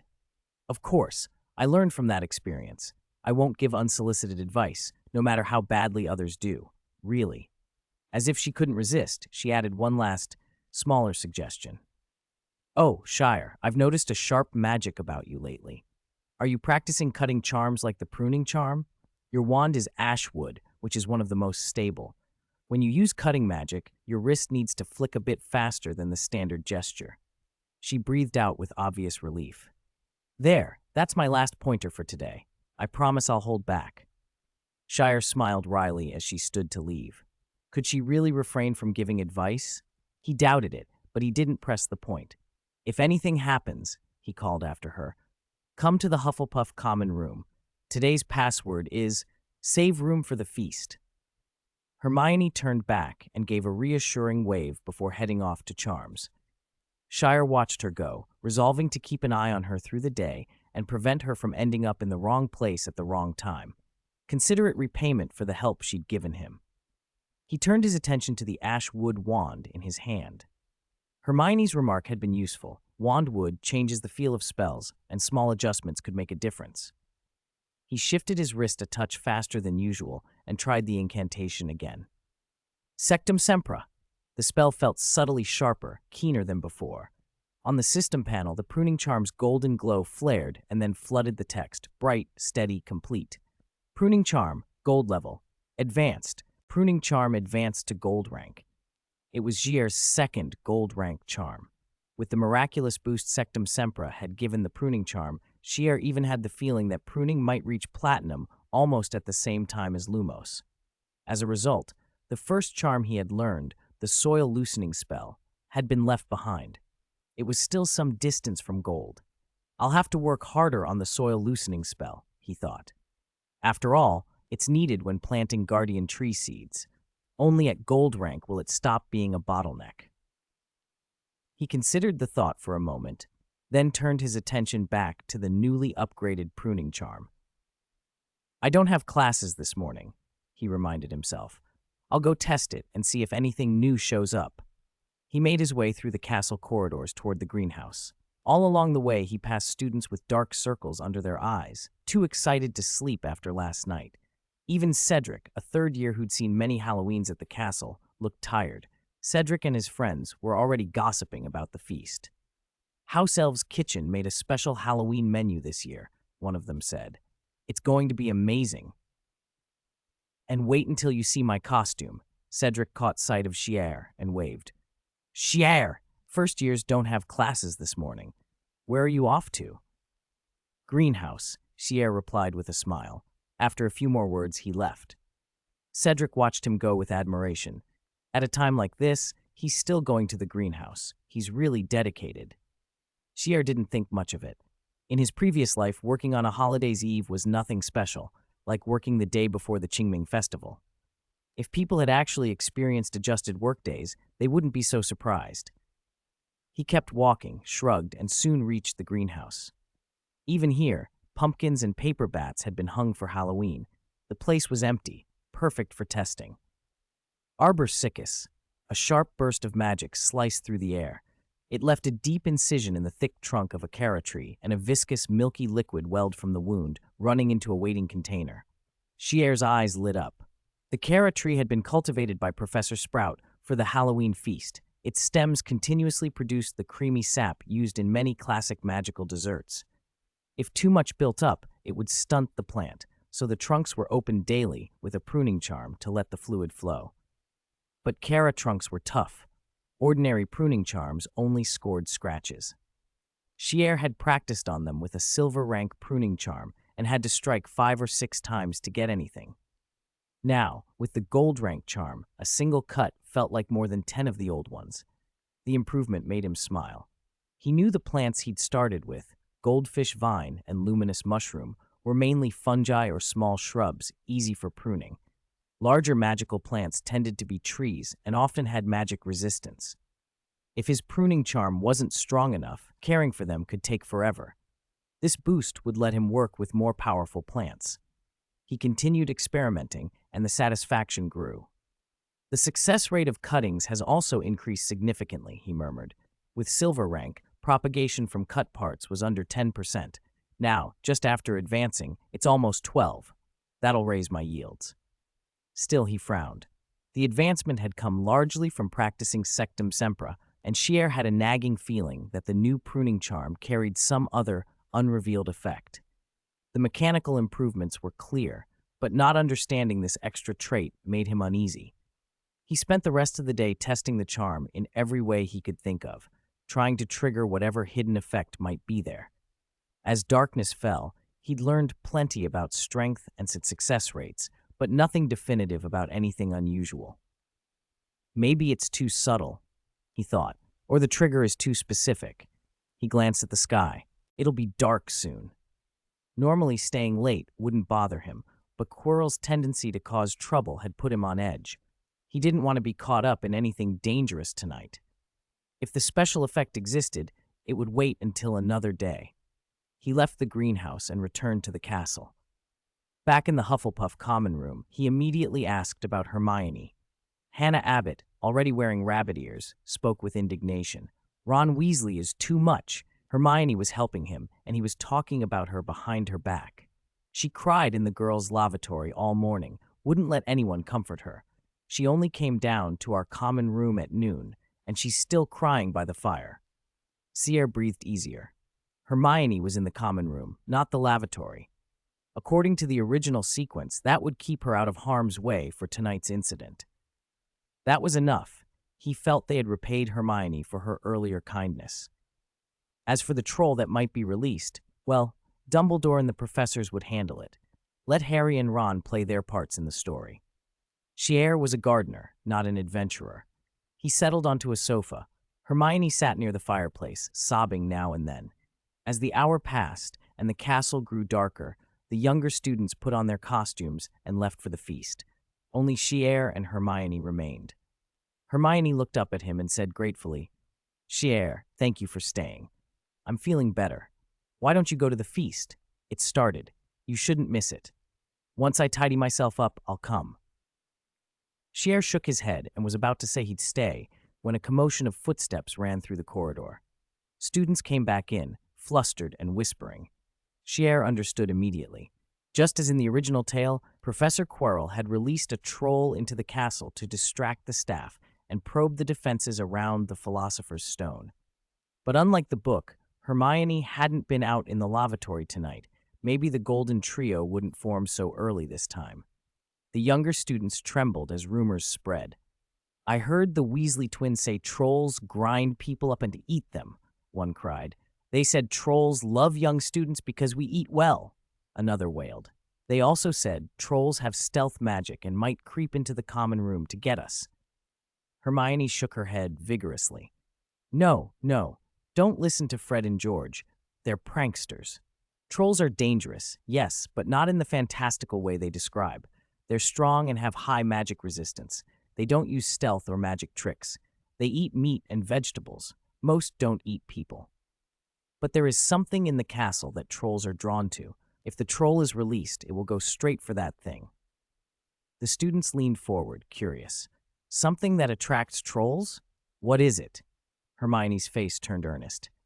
You'd never guess. It's goldfish vine. Goldfish vine is an ingredient in memory potions. Trolls are not the sharpest minds, and they seem to sense that mature goldfish vine is beneficial. Mature goldfish vine has a fatal attraction for trolls. I remember the vines planted in the castle are about to mature, so the trolls should head straight for them and not hurt anyone else.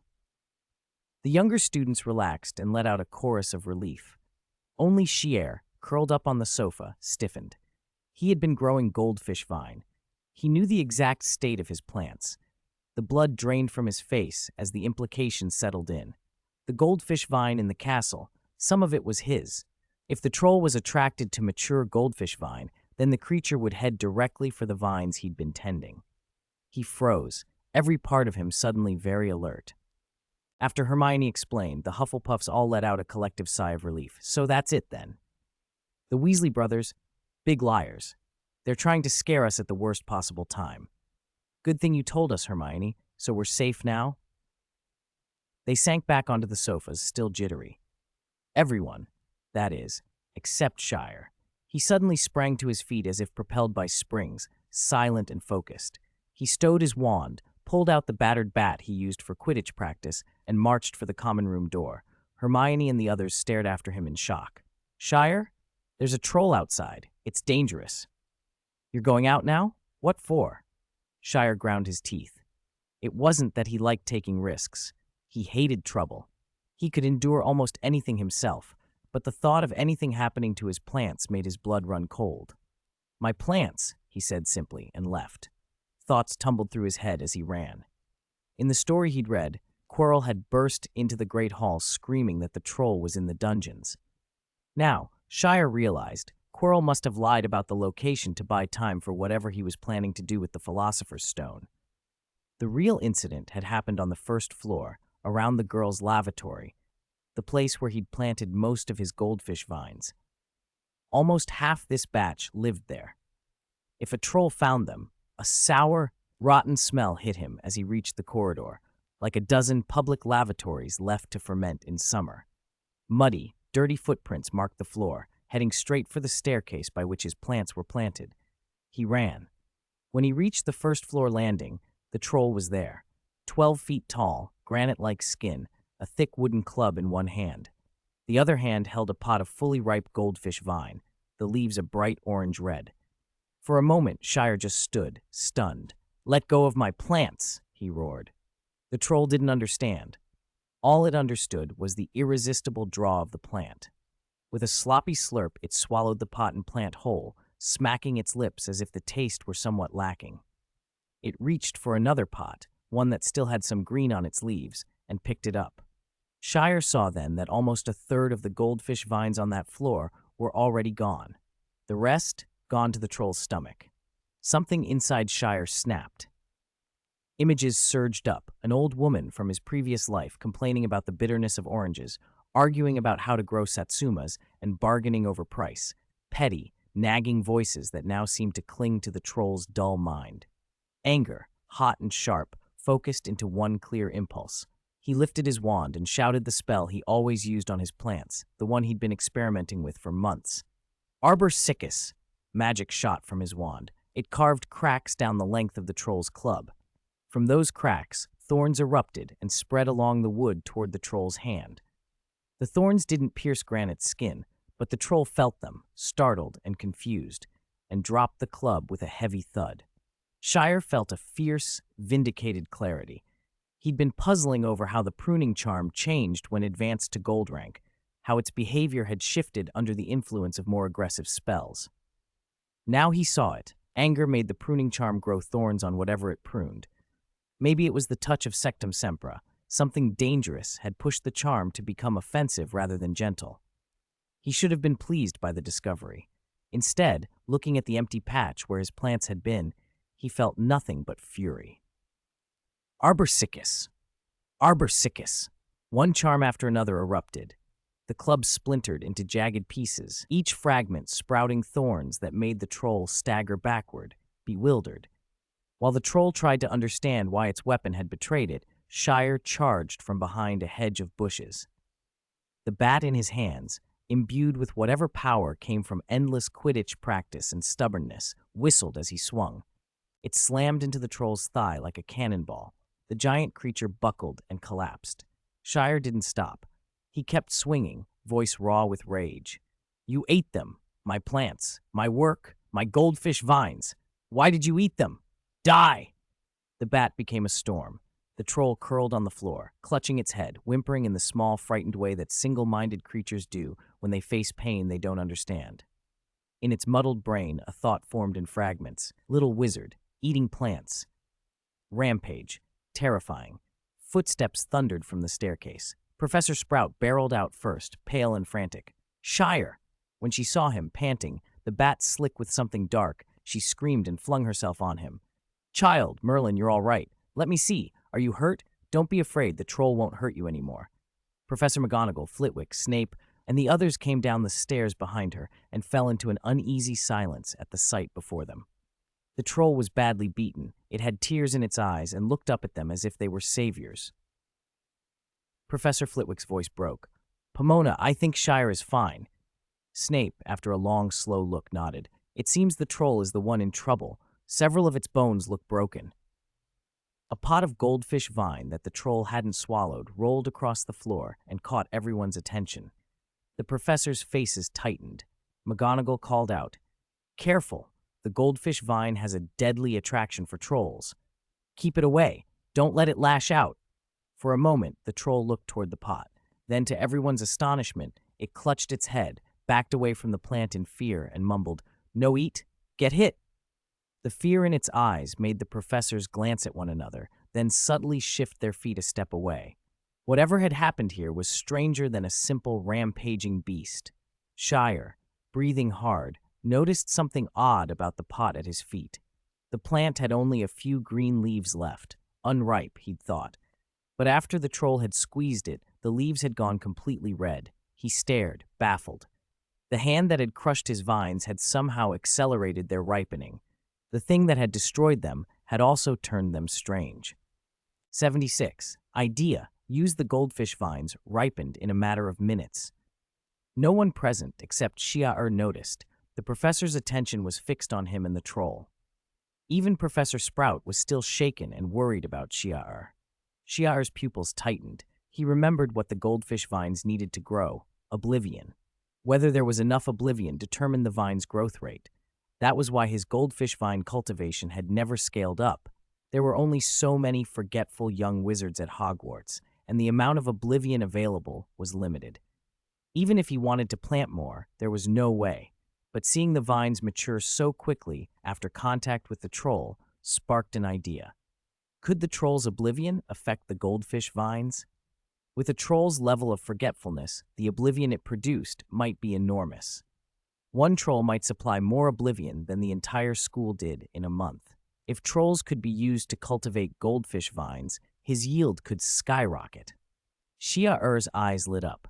His anger at the troll cooled slightly. If this worked, it would repay the pots the creature had eaten.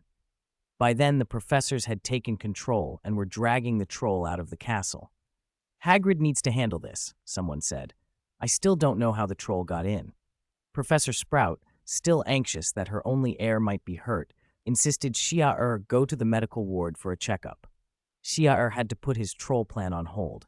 Wait until this fuss dies down, he told himself. Then find a chance to test it. Madame Pomfrey insisted he was perfectly fine. He could probably have killed another troll, she muttered, but Professor Sprout demanded he rest in the medical ward for the night. Shire reluctantly accepted a short rest amid the smell of disinfectant. He did, however, ask one favor. Auntie, could you bring me all the goldfish vine pots I planted? I don't feel right not seeing them. Meanwhile, back in the common rooms, the students who had fled during the troll incident were in uproar. Harry and Ron, just as in the original account, had gone searching for Hermione in the girls' bathroom and instead ran into Shire beating the troll. As soon as we got to the first floor, Harry said, we saw Shire attacking the troll. Merlin, it was brutal, Ron added. That thing was like a newborn compared to him, crying from being hit. They described the scene vividly, and the story of Shire taking on the troll spread through Hogwarts like wildfire. On Halloween night, students buzzed about it constantly. Dumbledore and Snape paused in front of the marks left on the corridor, ripped plaster and the thorny scars of a pruning charm. Dumbledore raised an eyebrow.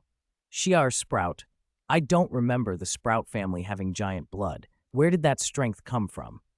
He frowned at the faint residue of dark magic. There's a trace of something, almost like Sectum Sempra. He looked at Snape. Severus, what do you make of it? Snape snorted. Perhaps an ancestor mixed in giant blood, and it happened to show now. Pureblood families mix bloodlines all the time. Malfoy's had Vela blood at one point. As for Sectum Sempra, he paused. I don't recognize this as Sectum Sempra. Since when did that spell become so weak? Snape's tone turned sharp. Albus, will your suspicious habit ever end? Sharp Sprout's talent is not exceptional. Magic perception can be trained, but raw magical strength is innate. He won't make dramatic leaps. If every wizard who did something like this were dangerous, then every wizard in the world should be locked in Azkaban. Dumbledore considered Snape's words, then smiled wryly. Snape had a point. Sharp's background and temperament meant he was unlikely to be corrupted. Besides, the important matters were training the Chosen One and finding the mastermind behind the troll incursion. Dumbledore signaled to leave the scene. Snape lingered, glancing again at the slicing marks of the pruning charm. A pleased expression crossed his face. It seemed Sharp had the Half-Blood Prince's textbook and had learned some of its techniques, perhaps even Sectum Sempra. Hufflepuffs, of all people, learning something like that. Amusing. He would consider offering a few private pointers. What would Sharp think if he ever learned who the Half-Blood Prince was? A faint, inscrutable smile touched Snape's lips before he turned away. Long after the others had gone, Quirrell stepped from the shadows, wrapped in his large scarf. He looked surprised. That Sprout child, he murmured. I thought his talent was mediocre and not worth exploiting, but if he hides giant blood, he paced in thought. Maybe he can be used to get past Cerberus. How to use him? He smiled thinly. Not yet. Dumbledore will be cautious after tonight. I can't act openly, but someone like Sharp, show him a treasure that enhances talent and he'll jump at it without thinking. Hufflepuffs are easy to trick. Quirrell melted back into the night. Sharp had no idea he'd caused so many ripples. His eyes were fixed on the goldfish vines. Professor Sprout had placed by his bedside. Many had been eaten by the troll, but nearly 30 pots remained, all fully matured. Heavy reward orbs floated above each vine, bobbing in the sick room air. He felt a thrill of anticipation. Would this wave of rewards push his magic perception enhancement to the golden tier promotion node? He reached out. One by one, the orbs drifted toward him and flowed into his body. 77. Treasure, shine reward orbs surged into his body, and a string of notifications updated on the system panel before Char's eyes. You have successfully cultivated Goldfish Vine. You have received a reward, Magic Perception Enhancement, Bronze Tier. A familiar sensation washed through him. Threads of magic flowed through his veins, answering his summons. This time, though, the feeling was far weaker than before. His magic perception had already improved significantly. It was like pouring water into a wash basin instead of into a large tank. The change in level would be far smaller. Besides, the troll had eaten a large portion of this batch of Goldfish Vine. The number of reward orbs he harvested was much lower than last time, so the bronze tier enhancement couldn't move him as much. The sensation faded quickly. He had expected that, but when Char glanced at the system panel, a hint of regret crossed his face. The words Magic Perception Enhancement glowed a richer, more dazzling silver than before. But there wasn't a single sliver of gold in it. It meant the ability was still some way from gold tier. He exhaled. I overestimated the effect of a bronze tier reward, he thought. Even without the troll destroying nearly a third of the goldfish vine on the first floor, this harvest would still not have been enough to push his magic perception to gold tier. One more harvest might be enough for now, he told himself, but as his perception strengthened, each step up would demand more and more. There simply wasn't enough goldfish vine. He had to increase production. The image of the vine maturing rapidly after contact with the troll kept replaying in his mind. He narrowed his eyes. He needed to find an opportunity to test that phenomenon, but discreetly. If he poked around too soon, that curious old man Dumbledore might start asking questions. For the moment, though, with nothing pressing to do and sleep eluding him, Char lingered in the quiet night of the medical ward. How about reading something interesting, he decided. He drew out a book titled Succubus, Queen, and Dragon Maid. The cover was provocative, but inside the disguise lay Snape's advanced potion-making, the Mixed Blood Prince's textbook. Char turned the pages carefully, reading with concentration. When he'd first acquired the book, his attention had been monopolized by Incarcerus and Sectum Sempra, but the volume ran to several hundred pages and was packed with the prince's marginalia. He had skimmed the rest at the time. Now he had the leisure to study it properly. At first, the text defeated him. Latin, ancient Egyptian glyphs, and runic script crowded the pages. Verum, sine mendatio, certum et verissimum. Quod est inferius est sicut quod est superius, he read, feeling suddenly illiterate. He was about to give up when he reached a passage in familiar English. The harmony of a potion's magic is remarkably similar to what is stated in the Emerald Tablet. That which is below is like that which is above, and that which is above is like that which is below, to accomplish the miracles of the one thing. And as all things are from one, by the mediation of one, so all things have their birth from this one thing. And the Hermetic school's Corpus Hermeticum offers an equally brilliant yet different interpretation, the note went on. Char made a small, incredulous sound. Classics, citations. At a glance, it could read as pretentious, Chunibiu-style nonsense. Yet everyone said that the Mixed Blood Prince's textbook had real substance. Snape, by the time he wrote these notes, must already have been far beyond the level of ordinary students. Perhaps he'd been in his 5th or 6th year when he annotated this book. The notes were almost certainly the distillation of an advanced magical system. Levicorpus and Sectum Sempra were only the visible products. The rest was where the real treasure lay. Still, Char shook his head. With his current knowledge, it would be unrealistic to fully apprehend Snape's insights. Maybe he'd have to shelve it for now, or find a studious Hermione to study it with. Then his eyes caught another page. From that point, the prince recorded the whole process of inventing his first charm, Levicorpus. Creating a charm that would satisfy Snape was far from trivial. Where Levicorpus and the casting gestures could be written on a single page, the creation process stretched across dozens. Snape analyzed charms from simple to complex, breaking them into components and extracting their essence. Lumos, the soil loosening spell, the pruning charm, even the levitation charm that Char himself would soon learn. Each charm was dissected, reduced to its magical principles, and recombined. Char felt his heart accelerate. He had believed his own gold-tier Lumos and pruning charm and his silver-tier soil loosening spell were impressive for a first year. He had assumed even Hermione was not as advanced in those areas. Reading Snape's notes changed that perception. Every line seemed charged with meaning, and he found himself turning page after page until time slipped away. A dry cough snapped him back to the present. Madame Pomfrey stood in the doorway, looking at the book in his hands with an odd expression. "Ahem. Char," she said, "it's all very well to be full of vigor, but staying up all night reading such books is not good for your health."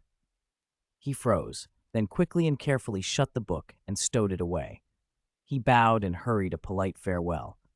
Madame Pomfrey watched his retreating back and smiled to herself.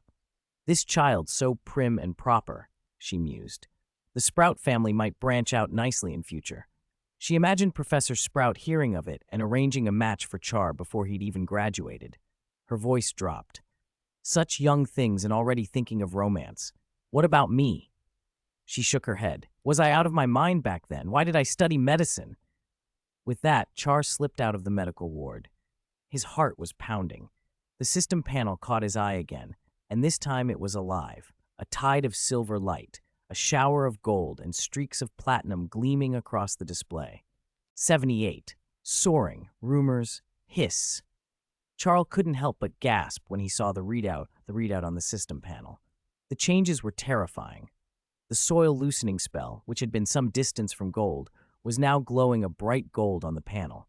The gold light almost entirely covered the characters. It was a hair's breadth from fully advancing to gold. If Charles had to train it himself, it would probably take him nearly a month to achieve this, and that improvement was only the beginning.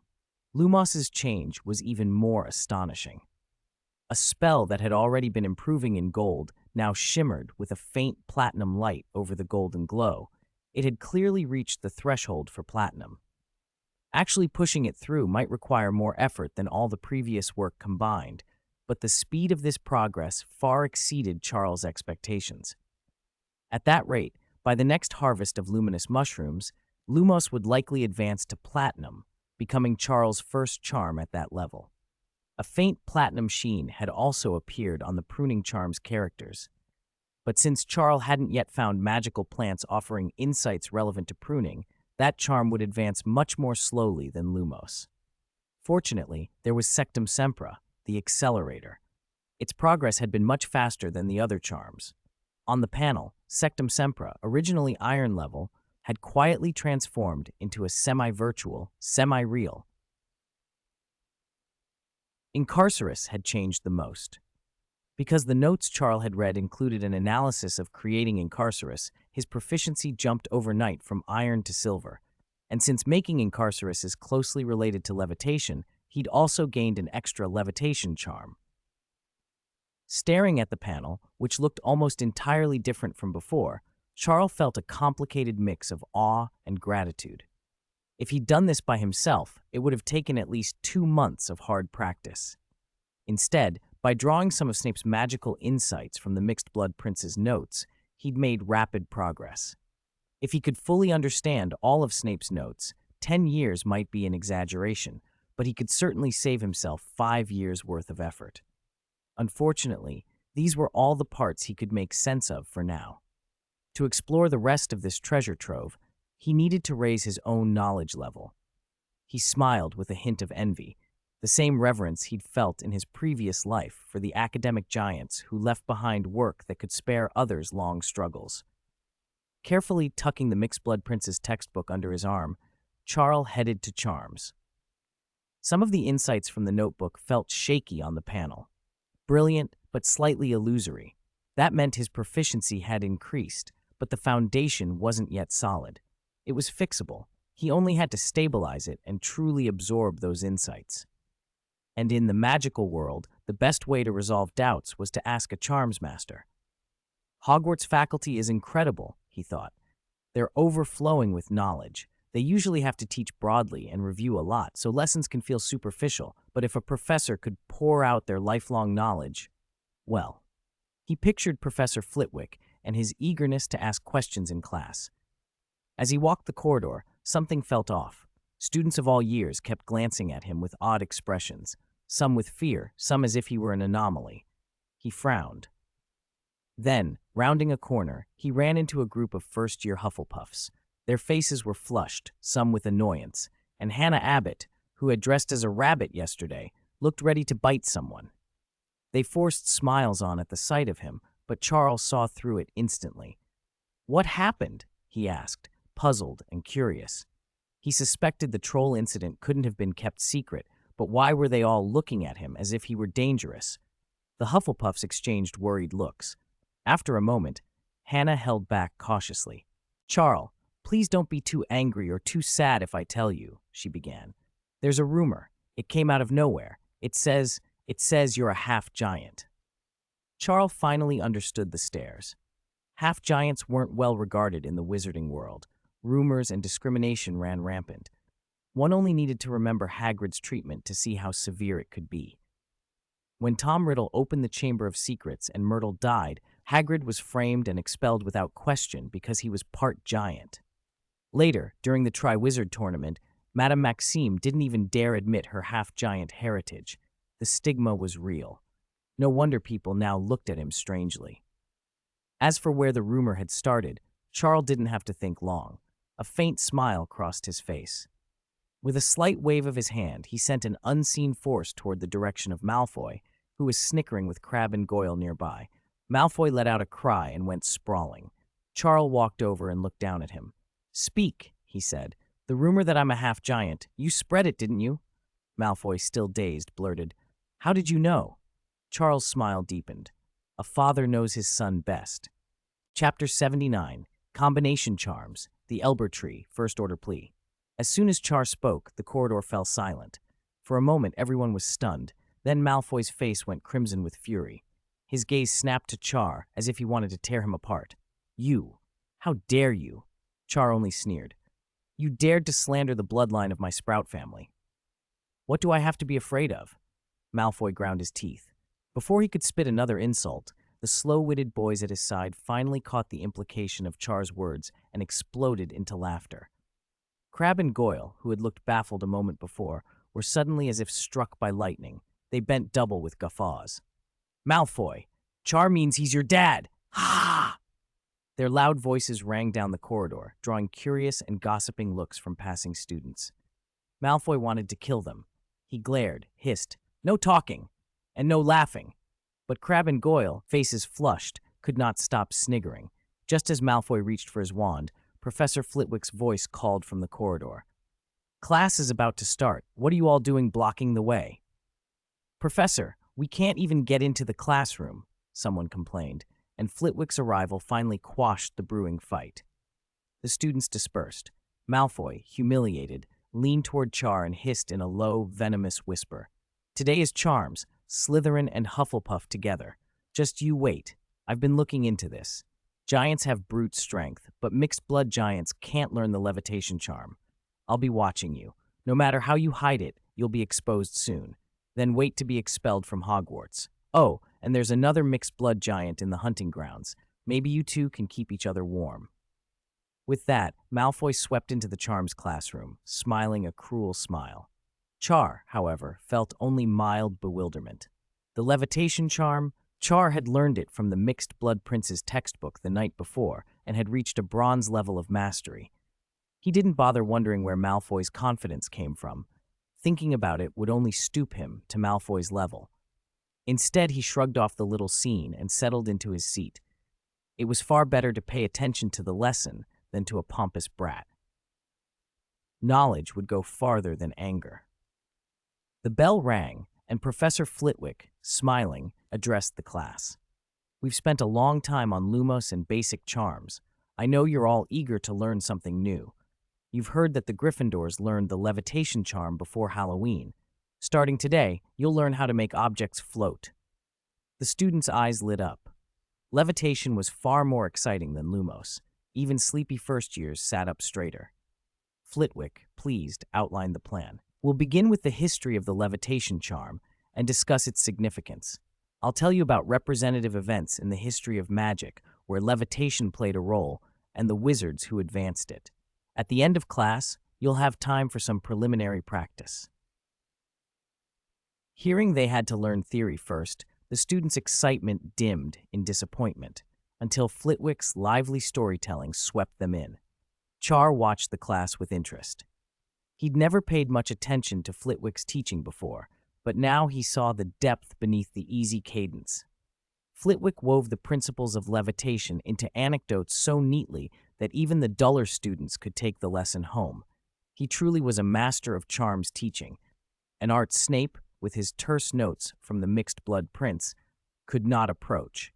If Snape had tried to teach this class, no one would have understood.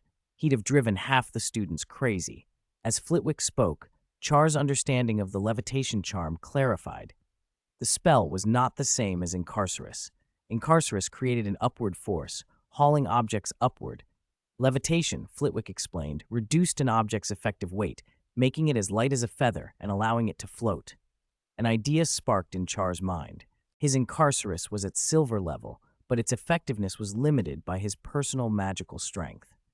What if he first cast levitation to make an object lighter, then used Incarcerus? Wouldn't that effectively reduce the load Incarcerus had to lift? An object his Incarcerus could barely lift might become easy to raise after levitation. Further, he pictured combining levitation, Incarcerus, and Liberacorpus. Suspend an enemy lightly in the air, then remove the weight suddenly so they would fall, enough to shatter bone or crush iron. The idea thrilled him, but practical problems quickly surfaced. The plan required the target to be struck repeatedly by different spells in sequence. How feasible was that in a real fight?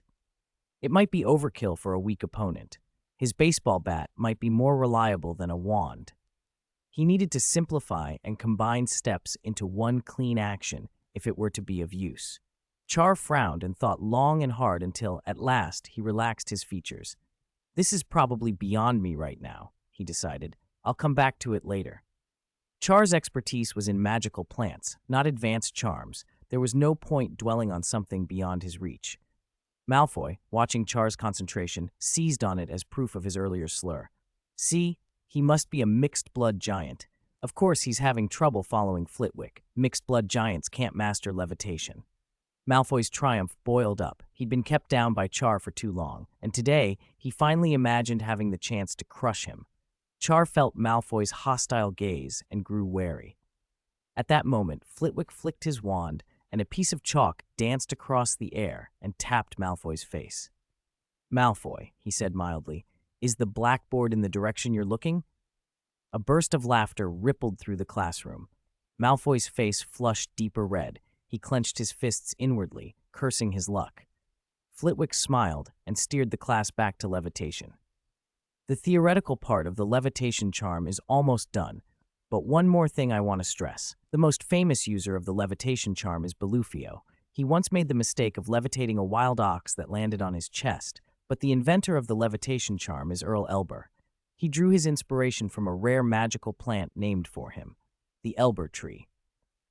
At that, Flitwick produced a transparent bottle. Inside floated a small, peculiar tree, suspended upside down as if it were growing in midair. Flitwick smiled. As I said, this plant inspired Earl Elber. It was rare then, and now it's almost extinct. I happened across one on my travels and have kept it since. Professor Sprout has asked to borrow it many times, but I've refused. However, if anyone in this class is the first to master the levitation charm, I will give them this precious Elber tree. Every eye swung to the bottle. When Char saw the Elber tree, his breath caught. This reward, could it be? Chapter 80, Deduction Improvement, Diamond Level Reward? In Shia Sprout's field of vision, above the Elber tree that seemed to hang upside down in the air, a line of text flickered. Successfully planting the Elber tree will grant a reward. Flight ability improvement, bronze level. Levitation charm deduction, extremely minor improvement, black iron level. Just successfully planting it can already give a bronze level reward? A fervent light lit Shia Sprout's eyes. From his past experience, this meant that once the Elber tree matured, it could at least provide a silver level reward, on par with the Guardian tree, the Blood Emerald, and the mutated Piranha algae.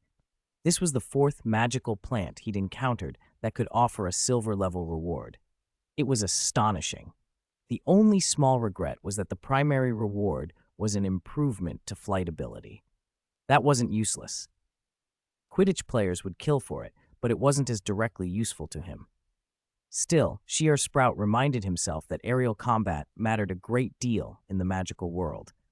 The famous battle on Harry Potter's coming-of-age day in the original timeline had been fought entirely in the air, on a scale unprecedented. If he were ever in a similar situation, better flight would be far from a disadvantage. His gaze moved to the other reward. Levitation charm deduction. Extremely minor improvement. His heart stirred. Could this increase my ability to deduce other charms from the levitation charm? He thought of the one topic he'd been stuck on. If the Elber tree matured and the reward ascended to bronze level, could he complete that deduction? Still, he shook his head slightly. A bronze level improvement might still be small. If he were already a charms prodigy, a little inspiration could let him solve a hard problem in a single flash. But he wasn't, so even a small improvement might not be enough. Regardless, seeing another magical plant that could eventually yield silver-level rewards was incredibly lucky. He couldn't ask for too much. Professor Flitwick, with a hint of pride, explained the Elber tree's peculiarities to the class. This magical plant is as light as a feather. It doesn't root in the soil, but in clouds high in the sky. The higher the clouds it roots in, the healthier and stronger it becomes. Earl Elber discovered it precisely after a flying carpet accident when he rose 1,000 meters and observed a faint Elber tree within the clouds. With that inspiration, he created the levitation charm. He glanced at the specimen in his possession. But don't worry, I've preserved it with special magic for years. Although it hasn't rooted at high altitude and is still an initial stage seedling, that state can be preserved for a very long time. If anyone is fortunate enough to obtain it, passing it down to descendants won't be a problem. He trailed off with a playful smile, and the students laughed. Shia Sprout, though, took a deep breath. After Flitwick mentioned the tree's preference for high altitudes, another line of text appeared above the Elber tree, right after the reward information. Due to the special habits of the Elber tree, it read, the currently displayed reward is what the Elber tree can provide at its current altitude. As the elber tree's altitude increases, the reward level will gradually increase. Sharp Sprout's pupils constricted. He almost swore aloud in class. After a moment, he forced himself calm. This meant that if the elber tree were given a higher altitude to root, the rewards it could offer would rise. Silver level would be the minimum, gold would be common. It might even provide platinum or diamond level rewards if given sufficient altitude. This single plant might be the most valuable reward giver he'd encountered in the 10 years since he transmigrated to the Harry Potter world. If he could propagate elber trees in the future, by cuttings, grafting, creating a whole elber forest, the implications were staggering. Sharp Sprout clenched his fists. No matter what, he was determined to get this elber tree. Malfoy had the exact same thought. A charms master's prized possession, a plant a herbology master would covet. It was rare and precious. If Malfoy obtained it, his father would be pleased. It would also be a lasting memento of having trampled Sharp Sprout beneath his heel today. Malfoy felt confident. He had previewed the levitation charm lesson the previous night and had even practiced the charm a few times. He couldn't claim mastery, but he was sure he'd be the fastest and would win the tree. Many other students looked at Flitwick longingly. The professor savored the moment, drawing out his words. So now, let me see who can win this elber tree. Practice. Begin. No sooner had Flitwick announced the start than Malfoy rehearsed the key points in his head. Pronounce fully. Keep the wrist relaxed and flexible. Trace a gentle spiral with the wand upward. Flick the wrist up at the end, and imagine the magic like airflow lifting a feather. He felt confident, waved his wand, and then Sharp Sprout's crisp, clear incantation rang out. Wingardium Leviosa. Wingardium Leviosa! Sharp Sprout repeated with perfect enunciation. The desk in front of him floated into the air, as light as a feather. A glint of light danced in his eyes, and he flicked his wand again. Another desk rose. This was the mark of a bronze-level levitation charm. Within a single casting, 2 objects could be lifted consecutively. Only a second had passed since Professor Flitwick's command. The room fell silent as everyone stared, astonished. Malfoy stood dumbfounded. Sharp Sprout lifting 2 desks at once? How much had he secretly practiced? How was he so proficient? Professor Flitwick, too, was momentarily stunned. Then he recovered, admiration clear in his voice. All right. The competition for the elber tree is over. I don't believe anyone's performance is more deserving than Sharp Sprout's. What a beautiful levitation charm. Hufflepuff gains 5 points. A roar of cheers erupted from the Hufflepuffs. Hannah, Susan, and the others close to Sharp Sprout breathed out in relief, flushed with excitement, and mockingly taunted Malfoy, still stunned in place. Who said a mixed-blood giant couldn't learn the levitation charm? Who said Sharp Sprout would be exposed? He was the fastest and did it better than anyone. What now? Malfoy's face cycled through shades of green and pale. He felt humiliated and furious, a pure-blood noble outdone and left in the dust. Sharp Sprout didn't care about the squabbling. He crossed to the podium and carefully took the bottle containing the elber seedling from Professor Flitwick's hands. Flitwick nodded approvingly. Merlin, Pomona used to pester me about this tree several times a year. Now, Pomona can be considered satisfied. Sharp Sprout, Pomona will be overjoyed. She'll be proud of you. Keep it up. Warmth spread through Sharp Sprout's chest. In the original timeline's levitation charm class, there had been no mention of the elber tree. Perhaps Flitwick had brought this out especially today. It felt like the reward he had received during the earlier Lumos test. Sharp Sprout bowed respectfully. Professor, thank you. Flitwick, slightly flustered, stroked his beard and chuckled. Then, remembering something, he said, By the way, Sharp Sprout, although your levitation charm is very beautiful, it still has a few flaws. Sharp Sprout steadied himself and listened carefully. He couldn't be negligent. It would waste Flitwick's guidance and be disrespectful. As the professor pointed out the problems, Sharp Sprout felt as if clouds parted and sunlight broke through. On his system panel, the hazy glow around the bronze-level levitation indicator dimmed. The skill had become noticeably firmer. He seized the chance to pour out questions he'd collected from reading the Mixed Blood Prince's notes and the parts he hadn't grasped. Professor Flitwick was surprised, then delighted at the depth of Sharp Sprout's queries. This child can already touch upon such magical problems, he murmured. Compared to the start of the term, he's completely transformed. His magic perception has changed qualitatively. His understanding of magic, even Hermione Granger, can't compare. This proves how hardworking and clever he is. Flitwick was thrilled to encounter such an eager, teachable student and spared no effort answering Sharp Sprout's questions. Their discussion left the rest of the class bewildered. What were they talking about? Each sentence seemed comprehensible in isolation, but the whole conversation felt like an undecipherable text. Hannah's mouth hung open. Merlin, if anyone says Sharp Sprout is a mixed-blood giant, then aren't the rest of us mixed-blood trolls? So dumb we can't understand a thing. Malfoy felt slapped and burned with embarrassment. He could not accept being so far behind. At last, the class bell rang, temporarily ending Flitwick and Sharp Sprout's discussion. Flitwick looked reluctant as he dismissed them. Sharp Sprout, if you have any further questions on this, you may come to my office any time. Sharp Sprout nodded and thanked him again, joy flickering in his eyes. Flitwick's pointers had cleared up most of his doubts. On the system panel, the shimmering light on the many charms that had improved grew even more solid. Sharp Sprout's respect for Professor Flitwick had deepened.